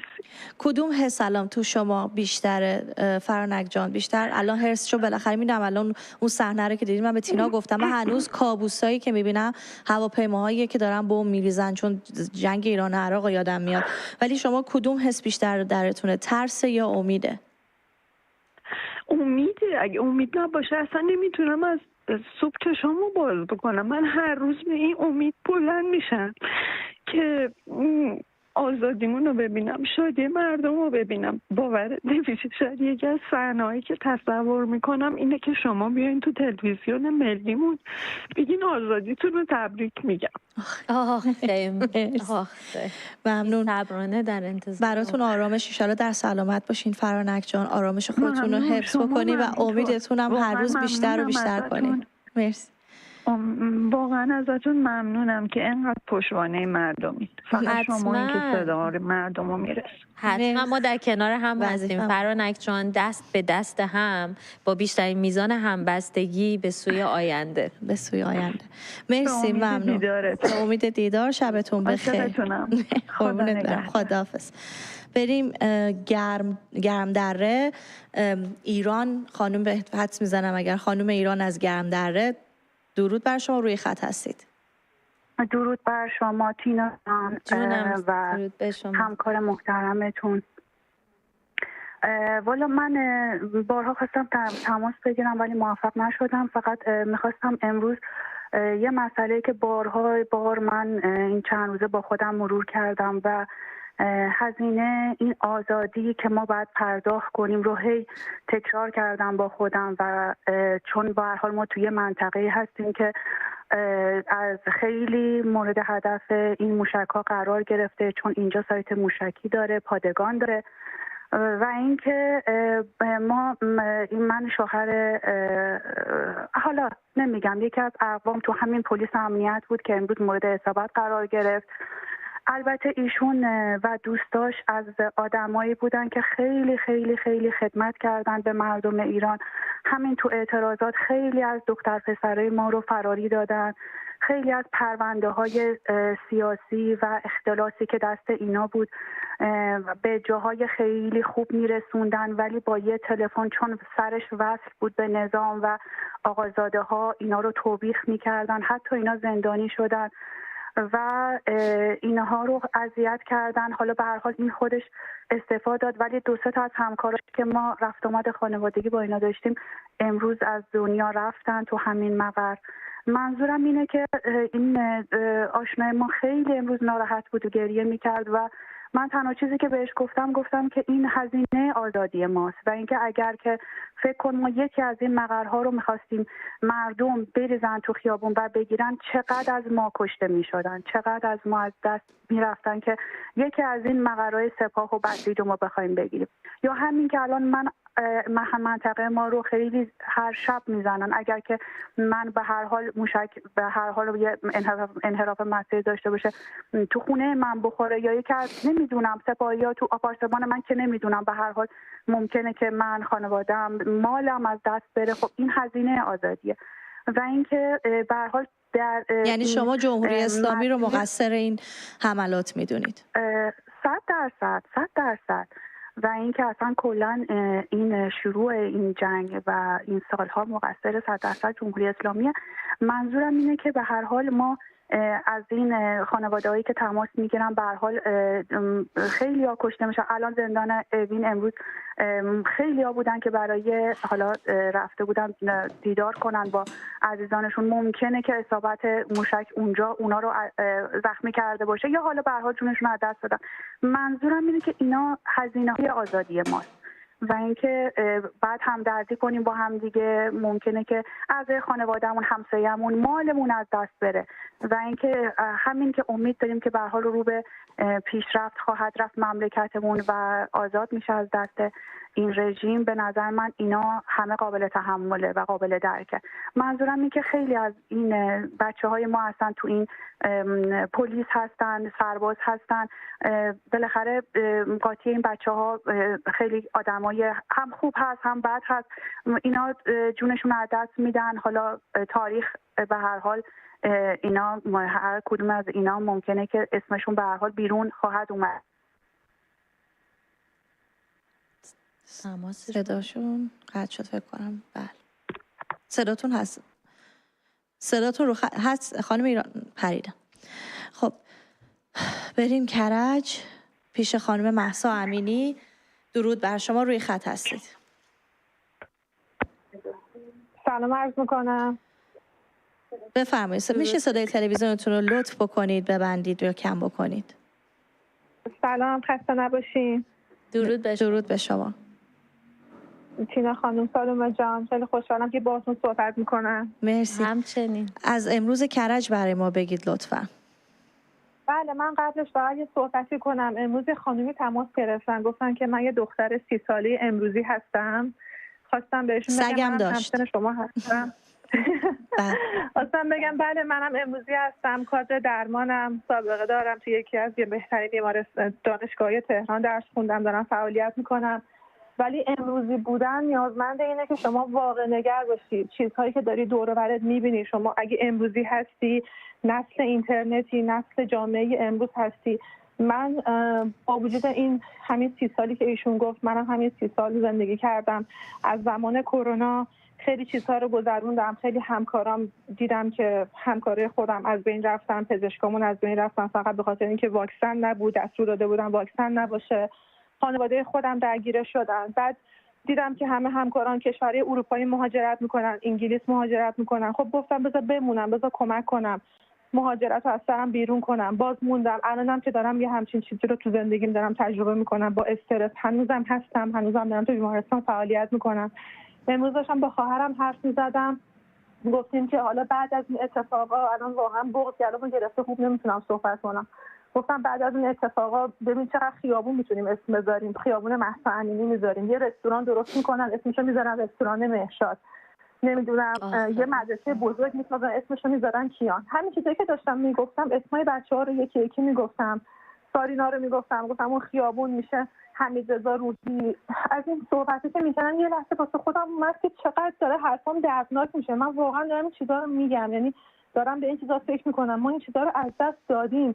واقع نگر بودن، امروزی بودن اینه که حقیقت رو جلوی چشمت ببینی و کار کوچیکی میتونیم انجام بدیم. کاری که میتونیم انجام بدیم اینه که به همدیگه اطلاع رسانی کنیم، راجبش حرف بزنیم، اگه حمایت از دستمون برمیاد انجام بدیم. و در مورد امروز کرجم، خب من که بیمارستان بودم صداشو شنیدم، خیلی نزدیک ما بود و همه همکارام خب استرس داشتن، خیلی روانمون خسته است. یعنی فکر میکنم دیگه جونی نداریم واسه تلاش کردن، واسه زحمت کشیدن، واسه جنگیدن و از شاهزاده رضا پهلوی حمایت میکنیم. ما نسلی هستیم که به پدر ایشون میگیم که ما رو ببخشه. یعنی من همیشه تو ذهنم میگم که این مرد با چشم گردون از کاخ نیاوران رفت وقتی که قدم میزد روی اون کاخ و مسببش ماها نیستیم، ما مسببش نیستیم ولی واقعا ازش معذرت میخوایم. همیشه تو دلم میگم پدر ما رو ببخش و پدرم میدونم ایشونو، شاهزاده رضا رو واقعا کسی میدونم که میتونه ایران و ایرانی‌ها نجات بده. جمهوری اسلامی از نسل ما نیست، از خون ما نیست. اینا افرادی بودن که اومدن اینجا رو قصد کردن و باید یه جای دیگر رو انتخاب میکردن. کار اشتباهی کردن، با ما نمیسازن، باید برن. تمام کلمه حرف من اینه که باید برن. من یه دختر 30 ساله امروزی ام و واقعیت‌ها رو میبینم و اگه پاش بیفته حاضرم سالها با تمام دختر پسرای امروزی که دارن اشتباه فکر میکنن و حقیقت رو درک نمیکنن صحبت کنم. ساعت‌ها میتونم حرف بزنم تا درک کنن که چی داره دور برشون میگذره. ممنون. بله، چقدر زیبا صحبت کردیم مهسا جان. امروزی بودن فقط به معنای این نیست که امروز زنده باشی و زندگی کنی. امروزی بودن معانی داره که خودتو به بهترین شکل ممکن تعریفش کردی. بله، درود بر شما، شبتونم بخیر. ولی الان میریم آلمان. حمیدرضا روحی. جناب حمیدرضا روحی، درود بر شما، روی خط هستید. درود بر شما و درود بر بانو سالومه و بانو تینا. امیدوارم که اوقات بخیر باشه. مرسی، خیلی ممنون. جناب حمیدرضا روحی، شما خانواده‌تون در ایران هستن؟ من فقط فامیل به اصطلاح فامیلای دور هستن توی ایران و فامیل خانوادگیم توی آلمان هستن. این اتفاقات، این جنگی که از موقعی که اتفاق افتاده تا به امروز، احساس شما چجوری بوده؟ والا خدمت شما عرض کنم احساس من 80% آرامش خاطر، به خاطر اینکه به زودی و زود مطمئن هستم که از حکومت چینموری روسلامی خلاص میشیم و 20% نگرانی به خاطر هموطنای عزیزم که اونجا واقعا زیر بمباران هستن. البته در کنار اون 20% باز هم 80% بقیه‌اش هم، نه اینکه بگم آرامش خاطر از این نظر دارم که در آلمان دارم زندگی میکنم، نه، ولی اینو مطمئن باشن هموطنای عزیزم. من اول این خدمت شما عرض کنم یه دهه 40 هستم و دهه 40 که شما میگم بهترین روزهای عنفوان نوجوانی و جوانیمو متاسفانه در غربت به سر بردم و نتونستم از اون روزهای خوبی که میتونستم استفاده کنم و مثمر ثمر باشم برای کشورم. از این نظر میتونم بگم تا حدی شرمنده هموطنانم هستم، ولی از نظر دیگه متاسفانه به هموطنانی هستن که در حقیقت امر خودشون در تضاد هستن و این حقیقت امر قبول واقعیته و این قبول واقعیت اگر بتونه به حدی برسه که بتونن به خودشون رجوع کنن و به عقل خودشون رجوع کنن که ظالم کیه و مظلوم کیه، ما خیلی از مسائل رو میتونیم حلاجی کنیم. مرسی، خیلی ممنون حمید رضا روحی که با ما تماس گرفتید. میریم به کرج پیش کیان پیرفلک. درود بر شما، روی خط هستید. سلام خانم سالمه و تینای عزیز. درود بر شما، خیلی ممنون. از کرج برای ما بگید. بله، خبر که زیاده، فقط بهتون بگم که ما شدیداً به شدت حمایت میکنیم از شاهزاده و اصلا این افکار اینجور آدمایی که حالا تو برنامه‌تون زنگ میزنن یا اطراف خودم خیلی و من تا جایی که دارم میتونم خیلی هاشون رو متقاعد کردم که اشتباه میکنه. اصلا بحث اراضی مملکت نیست که اینا فاز اینو گرفتن که نفوذ نمیدونم اسرائیل و تهاجم و این داستان، اصلا هم چیزی وجود نداره. حرف اینه که ایشون داره از منافع خودش دفاع میکنه و این وسط هم یه سری منافع برای ما خواهد داشت و ما هم این وسط باید یه اقدامی واسه منافع خودمون داشته باشیم و این یه جمعیتی که حالا ریختن بیرون و خوشحالی دارن میکنن. یاد اون کلیپی افتادم که فلسطین بود، یه آقایی بود موقع که فلسطین داشت میزد اسرائیل و خیلی داشت خوشحالی میکرد و الله اکبر میکرد. فکر کنم به 3 روز نشد که یک کلیپ دیگه از اون آقا دوباره در اومد که داشت میزد تو سرش، داشت گریه‌زاری میکرد، چون اسرائیل واقعا اونجا رو بسیار اون چیز اون شخصی که میگید اصلا به بازیگر معروف بود، یعنی دیگه همه مسخرهش میکردن. بله خیلی از الان یه سری کلیپ ها و فیلمایی در اومده از همین جمهوری اسلامی که قشنگ معلوم ساختگیه. یعنی یک آدم رو شما تو چندین جا میتونی ببینی. درست. یعنی اصلا یه جا این آقایی که اصلا چهرهش توی، یعنی فکر کنم از محمد رضا گلزار بیشتر دیدیمش تو خیلی از جاها. و اینکه خواستم تشکر ویژه از شما داشته باشم. چجوری این افرادی که میگید و با خودتون مجاب میکنید، میخوام ببینم حرف دلشون چیه، چی میگن و شما چجوری مجابشون میگن ما الان حرفمون ایرانه. میگن بابا اصلا ایران با کسی با ایران کار نداره، دوست خوب من. بهشون بگین تعریف شما از ایران چیه، تعریفشون رو از وطن بپرسید که نگرانشن. چون فکر میکنم بله دقیقاً اون زمانی که یک سری آدمو فرستادن زیر توپ و تانک. بله درسته. الان یه گوشت جلوی توپ و تانک میخوان. نه دیگه تموم شد اون دوران، دیگه گذشت دیگه. الان خدا رو شکر از نظر سواد، از نظر فرهنگ، شعور، ایرانی‌ها به یه جایگاهی رسیدن که خیلی بیشتر از اینا میدونن. یعنی هر کدومشون میتونن واسه خودشون یه واقعا لیدر باشن، هر کدومشون میتونن یه مدیریتی کنن تو هر بخشی. یعنی من اینجوری دیدم در دور خود، اطراف خودم خیلی آدمایی هستن که واقعا لایق این هستن که توی این مملکت جایگاهی داشته باشن که واقعا بتونن کمکی کنن تو مدیریت این حالا ایران. ولی خب در کل میگم من خودم به شخصی خیلی دارم تلاش میکنم واسه اطرافیانم که یه سریا واقعا ببینید یه چیز جالب بهتون بگم. یه آقای اومد به من مثلا راجع به همین موضوع صحبت کرد و من که باهاش صحبت کردم اینجوری که گفت ای راست میگی یا. گفتم پسر خوب شما الان خوشحالی که میگی آمریکا رو زده، یعنی پایگاه‌های آمریکا رو زده. الان آمریکا حمله کنه کجا میخوای قایم میشی؟ از کجا اصلا میخواد بفهمی؟ حمله داره میشه، اینترنت نداشته، از خبررسانی خودشون آژیر نبوده. بله بهش گفتم الان حمله میشه شما به کجا قایم بشید؟ گفت واقعا راست میگفتم. اونا باید خوشحال باشن که تکون میخورن، براشون 1000 جور امنیت و جاهای امن وجود داره که بخوام برن اونجا خیالشون راشه. من و تو نه. من و تو باید الان خیلی خیلی خیلی خوشحال باشیم که زودتر تکلیفمون روشن شه. یعنی من و تو باید دست به دست هم بدیم که یه سری مسائل خودمون حلش کنیم، نه اینکه بشینیم مثلا آمریکا یا اسرائیل بخواد کمکمون کنه.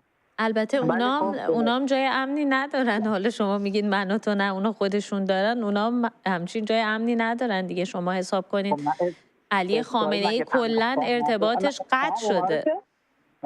بله اینا هم ببین، اینا از نظر خودشون امنه، باز هم جایگاهی که واسه خودشون دیدن. بله مرسی، خیلی ممنون کیان پیرفلک، مواظب خودتون باشید و ممنون که با ما تماس گرفتید. قربان شما، شبتون بخیر. ما همچنان پشتیبان شماییم. بله ممنون، سپاسگزارم. بریم پیش حامد از آلمان. جناب حامد درود بر شما، روی خط هستید. آقای حامد صدای من میشنوید؟ الو درود بر شما، روی خط هستید جناب حامد. عالی هستین، عالی هستید، محشرید، یعنی بهترین کار داریم میکنیم. مرسی ممنون، متشکرم از شما. صدای منو داریم درسته؟ بله